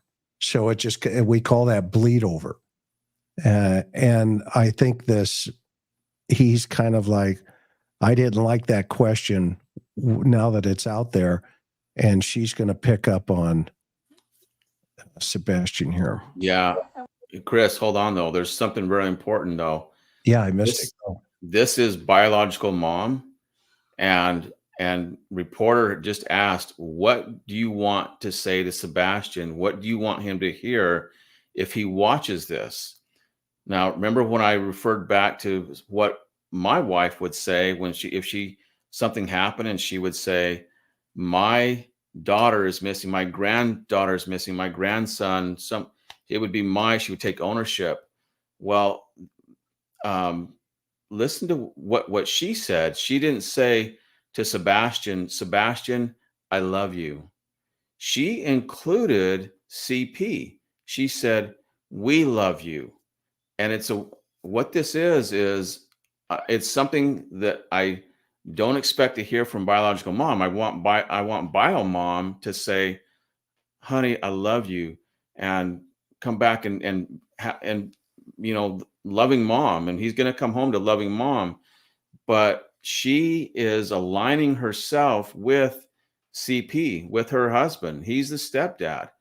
And I'm not quite sure why she's doing that, but for whatever reason, she needs to associate herself with him. And it takes me all the way back to the phone call in the morning, right away, called my husband. And the night before, when she skipped over time, she goes, and a little while later, I wound up going to bed. Well, in that time, she had a 3-hour phone call with CP. She's on the phone with him a lot during this situation, instead of finding Sebastian. And here again, I don't know exactly why she's aligning with him, other than if what I'm hearing in her language is correct, that she has, there's that disconnect, which indicates, but it does indicate some kind of guilty knowledge on her part. She doesn't want to be in this alone. Just like she's grabbing him, like linguistically, psychologically, she's grabbing him like, we're in this together. We love you. And she's using that we, and it's a very strong pronoun. She's unifying herself with him at that point in time. Interesting. I'm going to go back just for a second and play that through. Okay, I missed that completely, but you're spot on this. It's interesting. Totally different. Is Sebastian able to watch this, and maybe he's watching this as it airs? And if he is, what do you want to say to Sebastian? What do you want him to hear from you right now? Oh gosh, that that we love you so much and we want you to come home and you're not in trouble.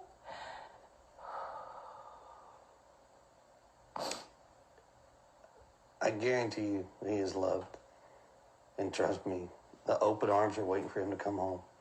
From every parent to every family members to probably everyone in the community. But there's no malice that we just want our boy home. Huh.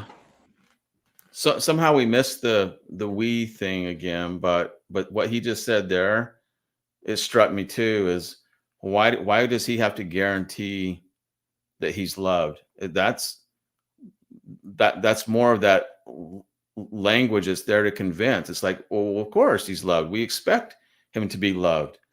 Why do you have to guarantee that he's loved? That's just all that does is it begs the question, is he really not loved? That you now have to go out of your way and exert this energy and the words to convince us that he's loved. To me, it's an indication of something that I would hear from parents that are either abusive or neglectful, or a parent that is abusive or neglectful. It came out of his mouth. So I'm just thinking that, I don't think that he really loves Sebastian. I guarantee that he's loved.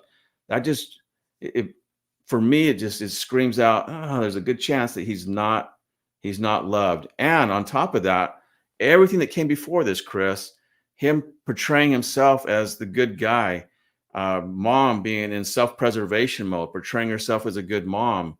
This all is leading towards it's stacking and shaping into the language of parents that are either neglectful or abusive. Yeah, remember in high school where you'd go, yeah, sure, right?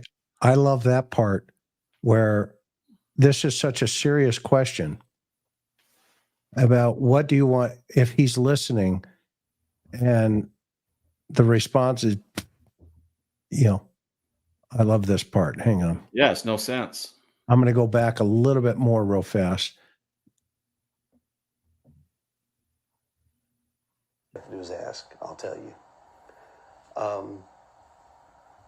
But because of that, it has nothing to do with our son. It has nothing to do with the situation. The old, what was the movie where, so there's a chance then with, what's it saying? Dumb and Dumber. Oh, so, right. Yeah. What are the odds if we can go out? Right? 0. So there's a chance. I just people would shoulder respect that and keep an open mind. It's totally different. If Sebastian is able to watch this, and maybe he's watching this as it airs, and if he is, what do you want to say to Sebastian? What do you want him to hear from you right now? Oh, gosh. That we love you so much, and we want you to come home, and you're not in trouble.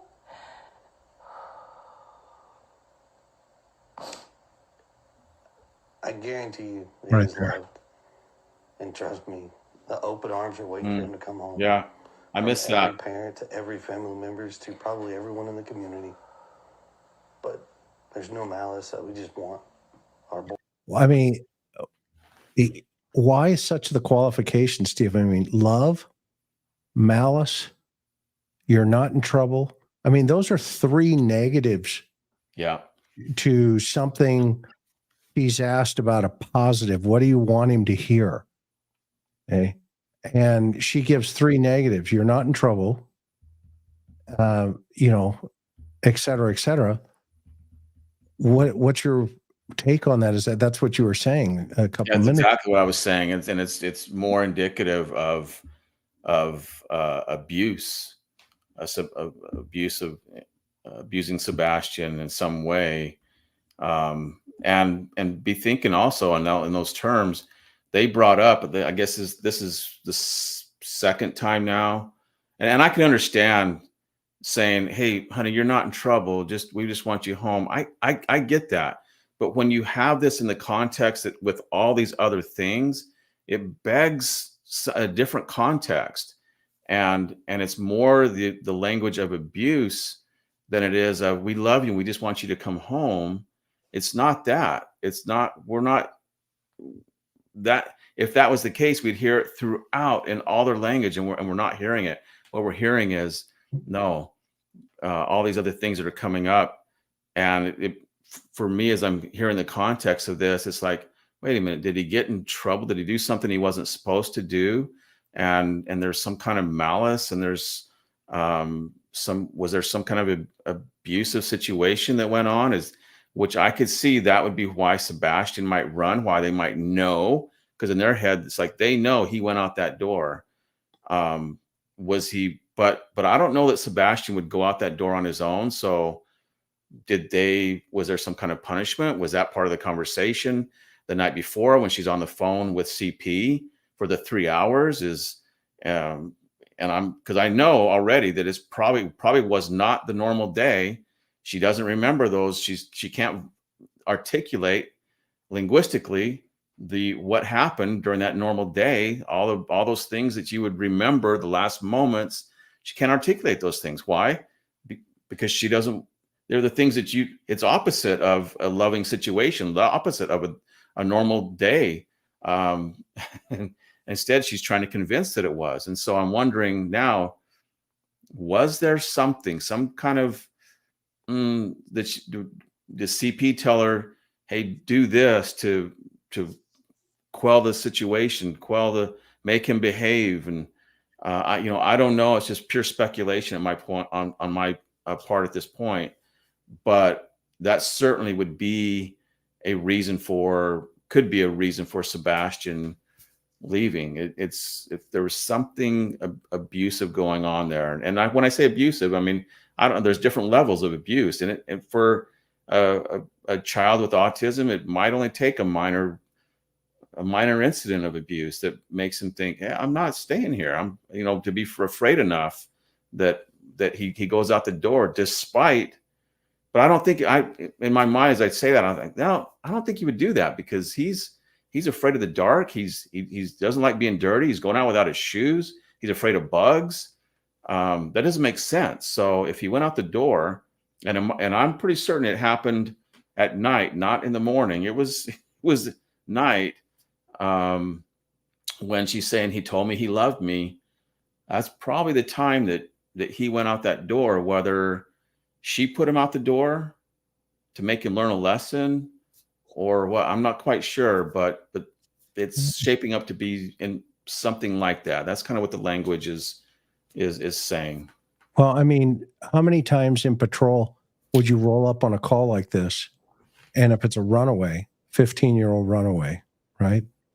And you get there, and the first thing you hear the parents or the mother say is, we got in a fight last night, and he's gone.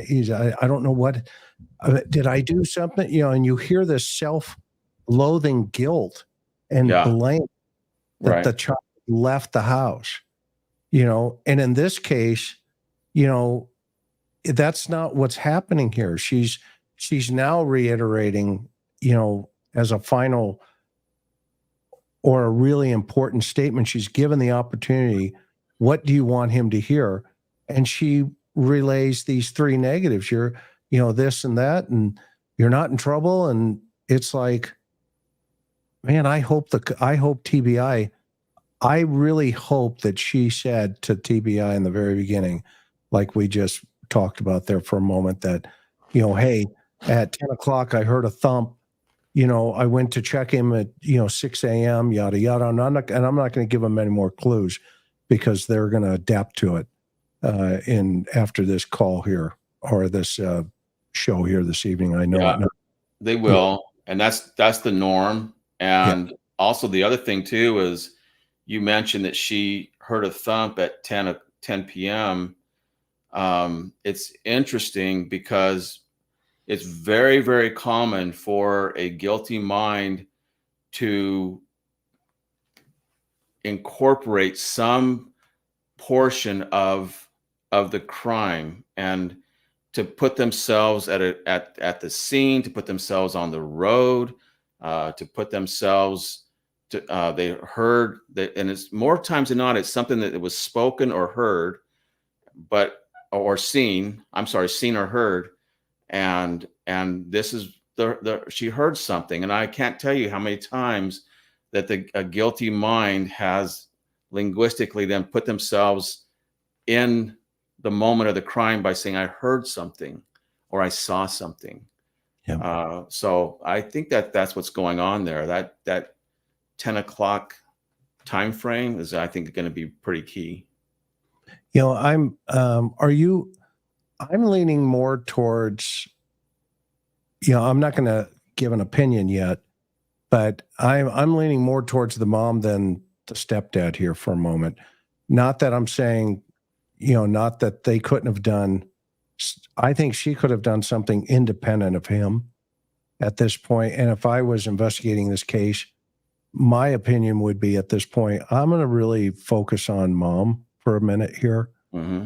And, maybe he gets the phone call. Maybe he did get a phone call, just kind of like, the other situation. And now they're building up. What's going to be interesting is see the relationship dynamics, because these types of cases like this, unlike Summer's case, and I think you would agree, Steve, a child, of that age, 4 or 5, versus a 15-year-old, because in 3 years, let's push it where Summer's at, and even today, in 3 years, he would be 18. And so that narrative is going to be a lot more difficult to control, because he's going to show up somewhere in the environment, social, whatever. Because once he hits 18, the law says you're an adult. So they only have 3 years to play a game if they're going to play a game. Yeah. And they need to be thinking about that, because that's going to determine how much pressure is going to be on the two of them for the next 3 years in terms of their relationship. If they split, I'd go right to Chris and say, let's talk. Let's talk. Yeah, that would be the best thing for this case, actually. But I agree with you that, and I haven't made any, I don't have a firm opinion on this, but I agree that mom should be looked at, but I can't get away from the history of abuse on CP's part. Yeah. And if there is abuse going on here, very good chance that mom Katie is being abused in some way, even if it's verbal, mind control, codependent on Chris in some way. I mean, how many cases have we seen where a mom or girlfriend or somebody will do something because the spouse or the significant other is making them do it, or they're afraid of what the spouse will do if they don't do this, or they've been given the ultimatum that I'm going to leave you if Sebastian doesn't leave the relationship, if he doesn't find another home, if he stays here, then I'm gone. And that's not uncommon. And so either way, it needs to be focused on mom here, but reasons why could be because of what she's experiencing in her relationship with CP. Just speculation. Great point. But a la Chris Watts, with the girlfriend. Yeah. The family goes or I go. Yeah. Susan Smith. Yeah. Yeah. There's a lot of cases like that. Yeah. That's a great point. She's coming up for parole, by the way. Yeah, I know. Badly. But That mama's heart, I know it's daddy's too, but I feel like there's always that extra special bond. Can you walk us through what you're thinking right now? I just want my baby to be okay. I don't know where he's at. I don't know where he's at. Now, I don't know if I'm Mm. seeing this in my mind, but did that reporter sound like she was tearing up, a special bond with mom? Yeah. And is that going to be an emotional mirroring, that Katie's going to pick up on here? Well, it could be. I mean, there's definitely cannot take that off the table, and that certainly is. It kind of depends on Katie's personality. Is she one that tears up easily? Does she, when she feels emotion, does she tear up? I mean, I know people that don't tear up to save their life, never. But yet can be very express emotion, but you don't see it in them. So it could be. It kind of just depends on her personality there. But along those lines and what she just said, interesting that why did she choose the word out of all the things that she could have said at that point in time is, I don't know where he is. I don't know where he is. And she repeated it. I don't know where he is. I have a couple other cases that I often profile in my classes where that same verbiage was used, and one in particular by a fiance, a guy that killed his fiance. She was pregnant with his baby, and he was asked in a press conference, describe your last moments with your fiance, and he paused for a long period of time, and he said, I don't know where she is. Just like, it's like the telltale heart, that old Edgar Allan Poe story, telltale heart. It just, so much guilt that that's just what comes out, and what's just pressing on their mind, that what they do know, and it comes, I don't know where he is. And anyway, it reminded me of that. And with everything else that we've seen in this case, I just wonder, does she know what happened to him? Too, but I feel like there's always that extra special bond. Can you walk us through what you're thinking right now? I just want my baby to be okay. I don't know where he's at. I don't know where he's at.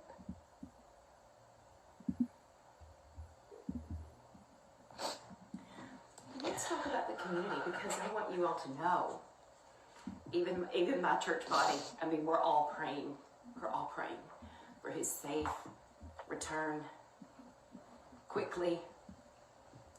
What do you all want to say to the community? Thank you. With everything from the bottom of our hearts. I would not have imagined how far this has gotten, but there's no way to repay the gratitude, the love that we've felt from the community, the prayers. But thank you. But from don't the bottom stop of our hearts. looking. Yeah, please. My son is somewhere. This ain't over until he's home.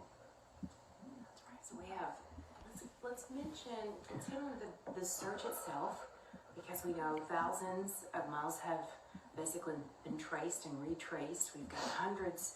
We've got volunteers. We've got law enforcement from within the state, from without, outside of the state.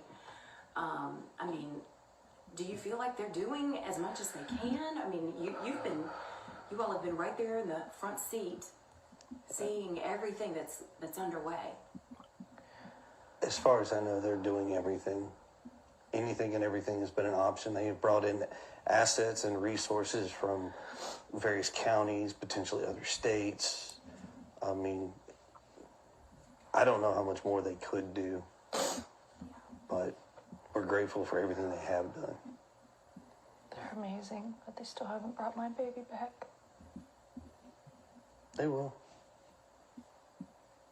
They will. Hey, Chris, I like that. I like what she said, because I was going to stop you earlier and I didn't, when she asked, what do you want to say to the community? And she said, thank you.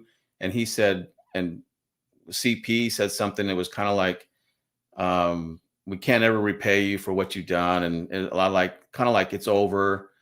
But I was thinking, oh, you know, the community hasn't found him. There's still more to do. I would be saying to the community, man, just keep looking. Just please keep looking.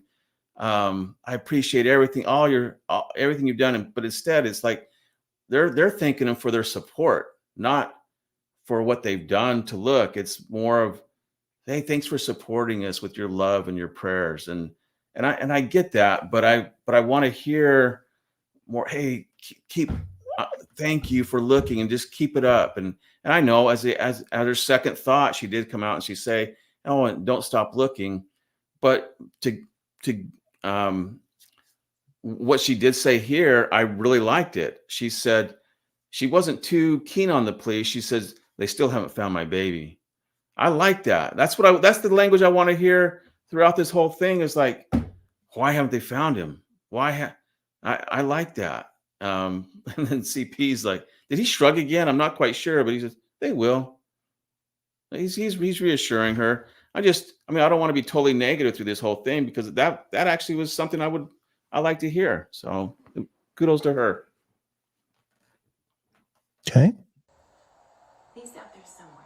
So it's one day at a time, getting through this and bringing him home. What is the reaction to the fact that somehow his image, he hasn't been captured on any video anywhere? I know that it was very dark that night. I mean, it gets dark around here at night in general, but so far we haven't found him on any camera footage to prove where he's at. That statement's always bothered me. Yeah. To prove where he's at. Yeah. Yeah. Why do you have to prove where he's at to the authorities? Because the authorities are asking him. You know how it goes. Correct. They're saying, where is he?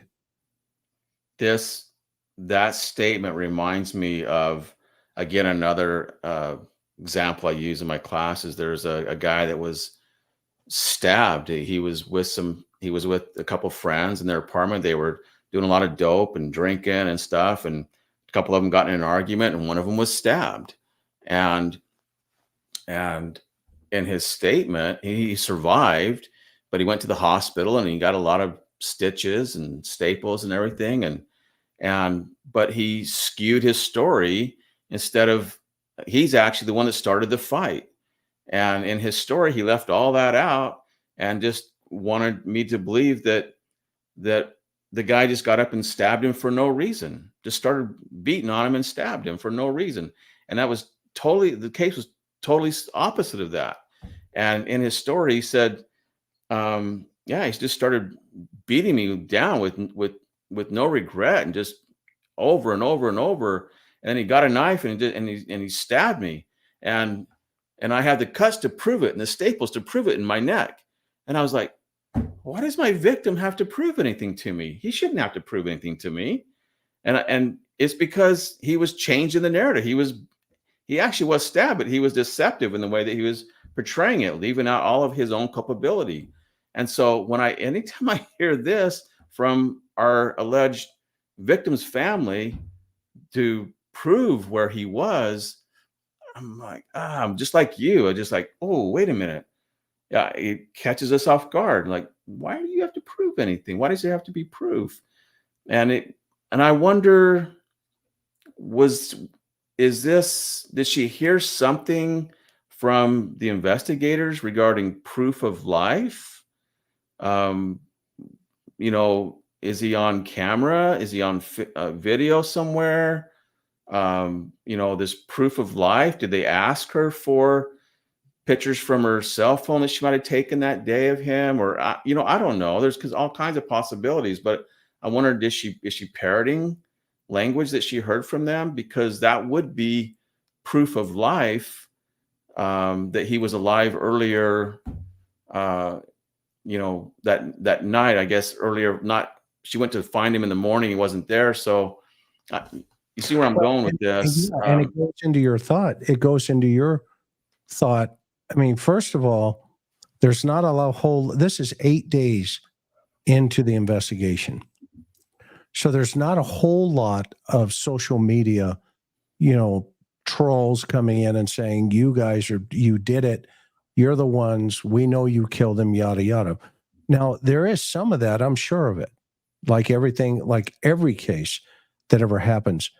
But that statement in of itself is not directed at, if it's directed at social media, it goes exactly to your point. They're more concerned with what they're thinking than they are about Sebastian. Okay. Most people will, in a scenario where there's no jeopardy, will say, I could care less what they think. I'm looking for my son. You know where you hear that? You hear it from the biological father. Mm.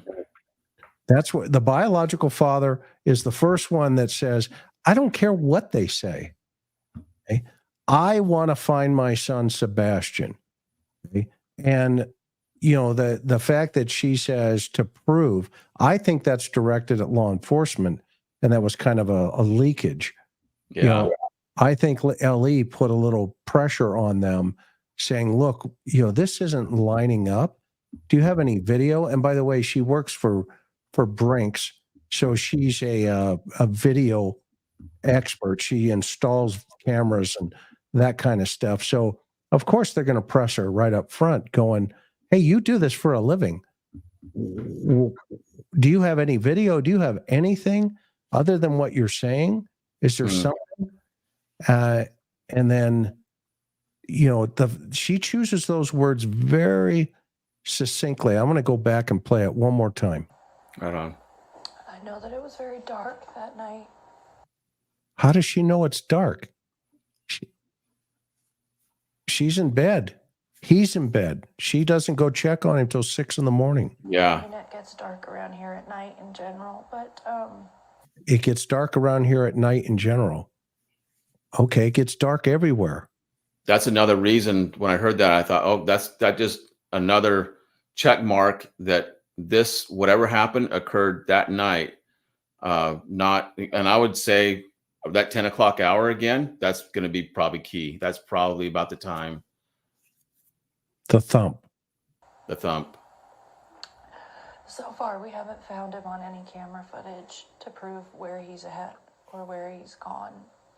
So far, we haven't found him on any camera footage to prove where he's at, where he's gone. So it sounds like they're alleging there is camera footage that they reviewed. Or, well, yeah, that's a good possibility. Yeah, that's good. Or in their mind, they're thinking there's a possibility now that they've thought it, it's been 8 days and they've had time to think about this.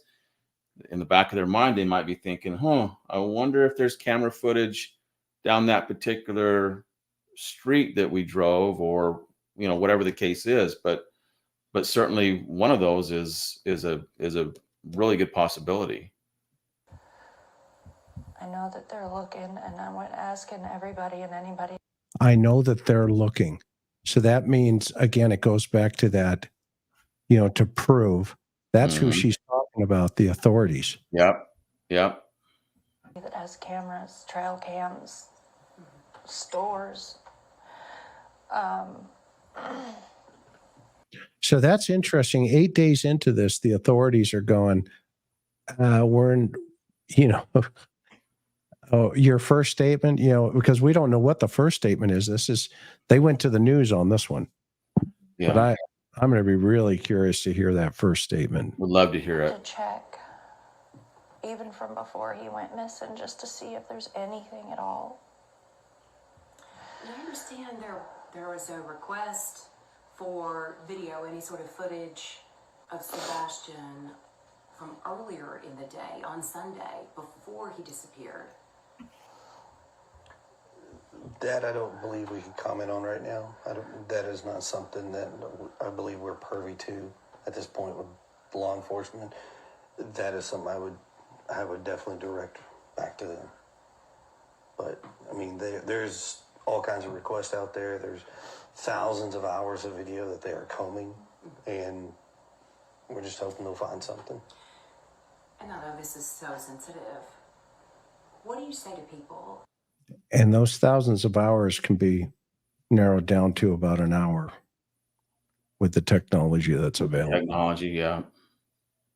Who inevitably end up pointing their finger back at you. We were talking earlier, and I mean, are you both in the clear?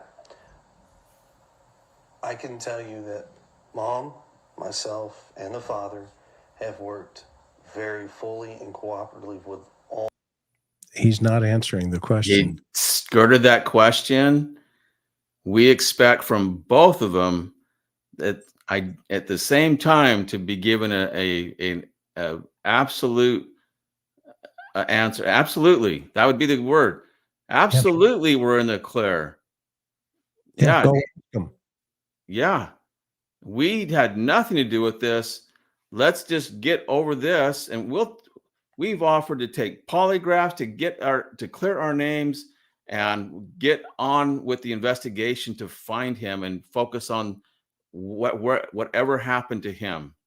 Well, But and she didn't say a thing, and then all he can say is, "I can tell you we've cooperated." That's the only thing he can say about that. But that doesn't answer the question. well, and 2 months later in the press release, or if you go to the TBI website, they say, and the sheriff just recently gave an interview, the chief deputy, we've not cleared anyone. So he's asking a question. He's asked that question, have you been cleared? And he gives an answer that says, well, we're cooperating. And then the sheriff 2 months later says, we haven't cleared anybody. But here he's projecting into the public that, hey, there's a possibility. The dad, me, the mom, we've been, we're kind of copacetic here. Let's go back. This is important for the audience to catch this, because this is 8 days. Okay. 8 days. They're having to, quote, prove to the authorities. And he's saying, hey, we're cooperating. And 2 months later, the sheriff comes out and says, we haven't cleared anybody. That's exactly like Don and Candace. Yeah. In the Summer Wells case. Exactly. The sheriff has come out and said, no, but listen. And I mean, are you both in the clear? I can tell you that Mom, myself, and the father have worked very fully and cooperatively with all agencies across the board. We have anything that they've wanted, we have provided. So cooperation is there. I mean,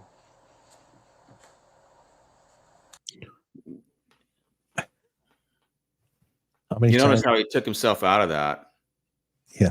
So cooperation is there. That's a passive statement, meaning he's not saying again that we're cooperating fully or whatever, but cooperation is there. That's in other words, let me just say these words and let you I'm going to let you mold that into whatever you want to do with that, interpret it.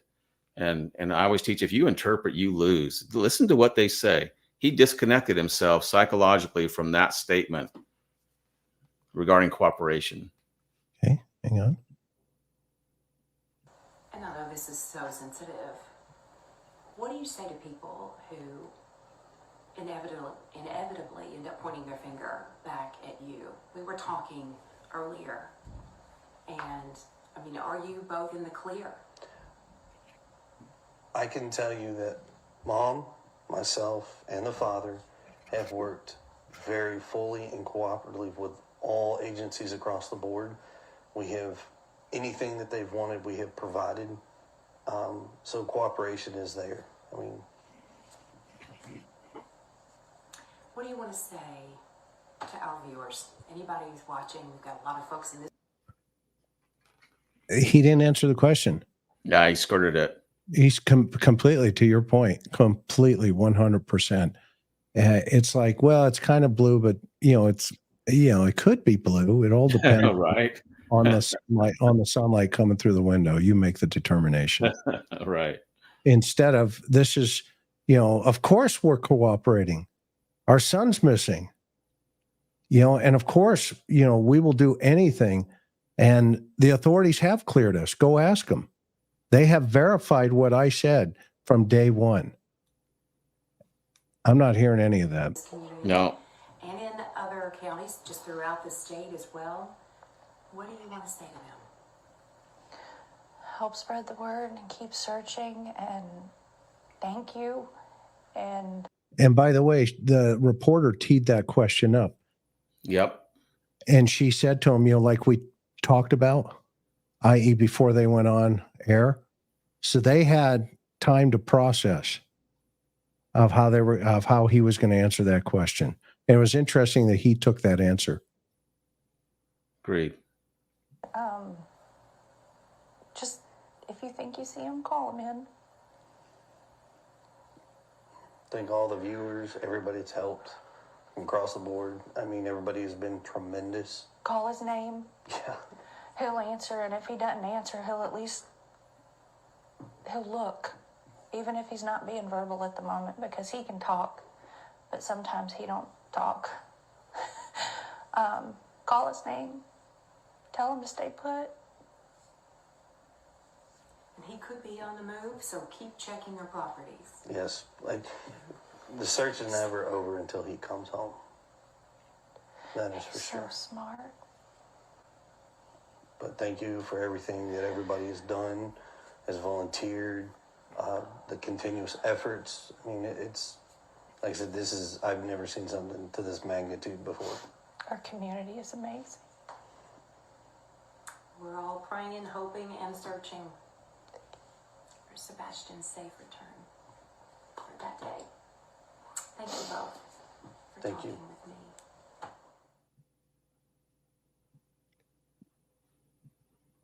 Let's not forget what this is about.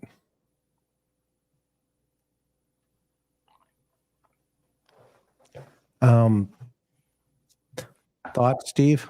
Final thoughts?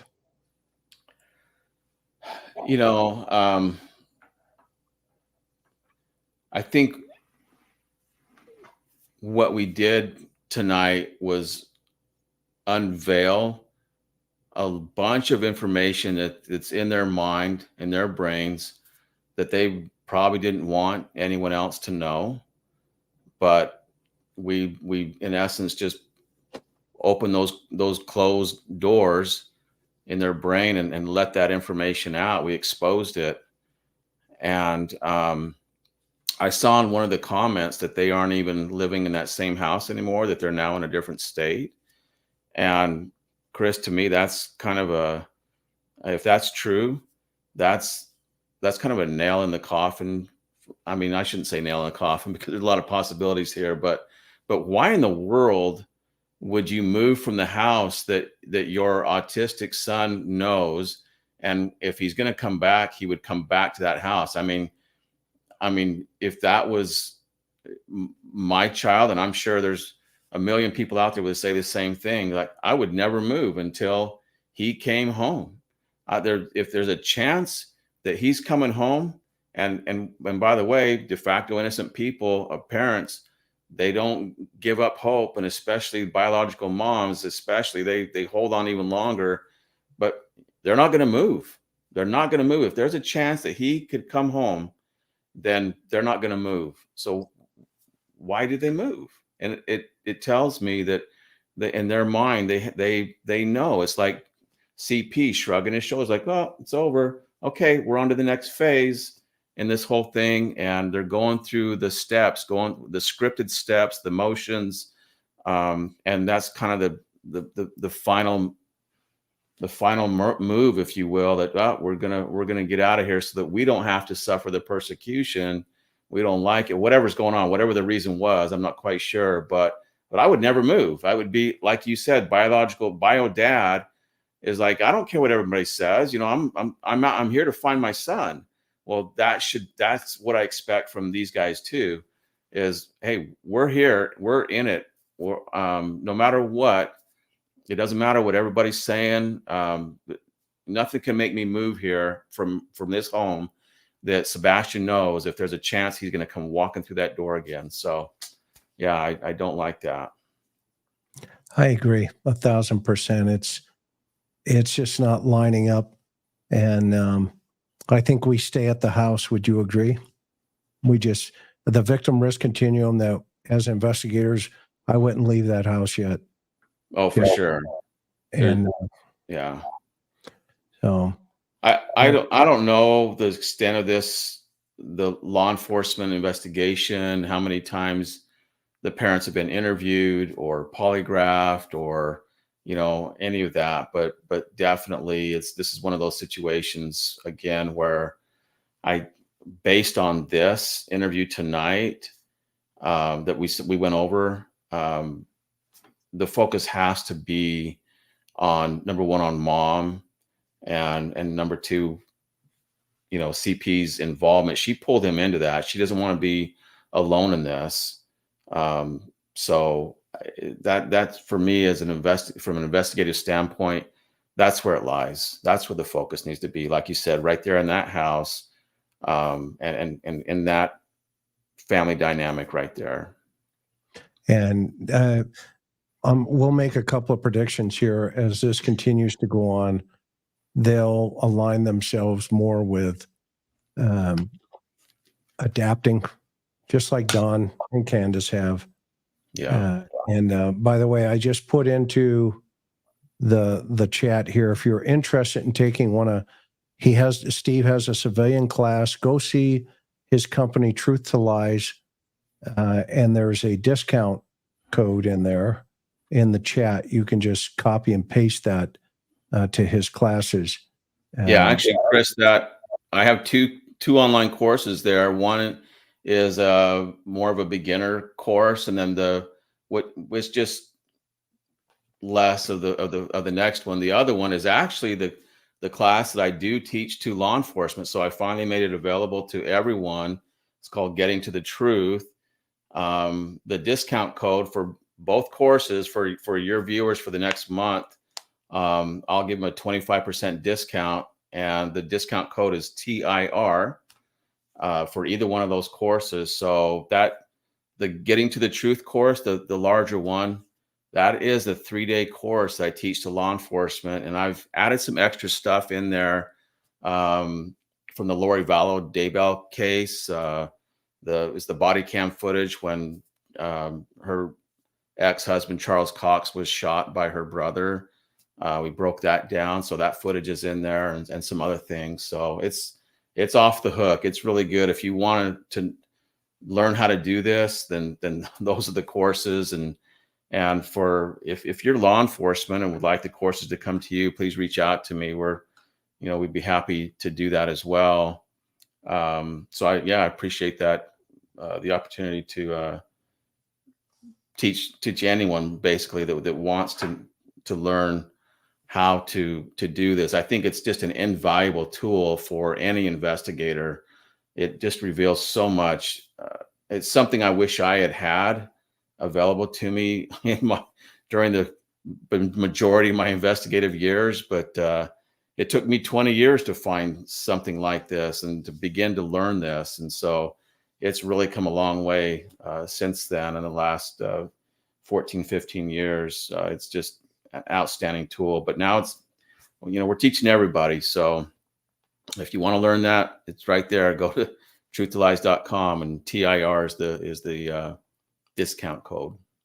And as you can tell, Steve is not only good at what he does, he's a great human being and has trained thousands of law enforcement officers on how to do this stuff. So this is a good opportunity for you as sleuthers. It helps us become better. And the YouTube community, grab the class. If you can take it, please grab it. But that said, so tonight, thank you, Steve, for being here, as well as thank you, everybody, for being here. Remember, like we started the show here this evening, tomorrow's Memorial Day. Let's remember that our freedom is not free, that many died to allow us to even have an opinion here tonight in terms of free speech, etc. So God bless each and every one of you all over the world, even wherever you may be, as we continue to seek justice for Sebastian, we're grateful that you support this channel, and we're grateful that you subscribe. If you haven't, please hit that subscription, and then, of course, get down there and see Steve's website. Chris, can I say one more thing? You get the final word, buddy. I'm going to pull out appreciate it. my tradition. Hey, So- we're talking about Memorial Day tomorrow and honoring those that gave their life. And, sometimes it hits home more times than others. Today I just had a very good friend pass away today, way too early in life. And it just, those times are very sobering. As you and a lot of your listeners know, but it's a time where you realize, hey, the little things that we say and do, they just make a huge difference. And what we're talking about here, the way the brain works and it displayed linguistically, it goes the other way around too. We can actually change our own behaviors, change the dynamic of our own life and the lives of those around us by the things that we say. And it's very powerful. The power of words is, I cannot stress that enough. So be aware of the things that you're saying to others, and know that it does have a profound effect. And along with, if those courses are great, I hope that everyone can get the chance to take those courses or something like it. But I also have a YouTube channel, Truth to Lies. I just posted, I haven't posted in a while, but I just posted a follow-up to another case that was cold for a long time. And it's the Caitlin Markham case, and her fiance, John Carter, was finally arrested after 12 years. And so I just posted a couple of videos on there. I originally posted it just for my students, but I made them public. So if you want, go check those out at the Truth to Lies YouTube channel. I really appreciate that as well. I forgot that. I'm sorry, Steve. I should have mentioned that. I apologize. It's no worries. I apologize. Okay. Any other thoughts? I'm done. That was great. I just got a text message from Josh. Go on over to the lab. Dr. Bricado and myself, he just invited me over there to talk about summer on dovetailing into our conversation here about Sebastian. So do you want to go over there too, Steve? Sure. Up to you. Yeah. Yeah. Okay. I'll tell Josh to send you the link. Okay. All right, sounds good. All right. All right, everybody. Aloha. Have a super great day tomorrow. But again, remember why we're all in this together. So love y'all. Aloha.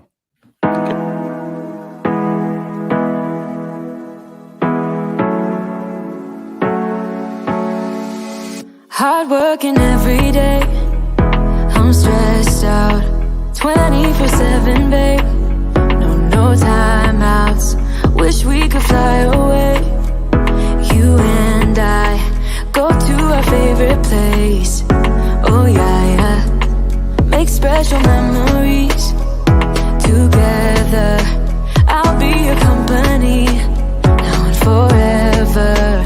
I say we fly away, you and me, go to our favorite place. Feeling the sun on my face in Hawaii.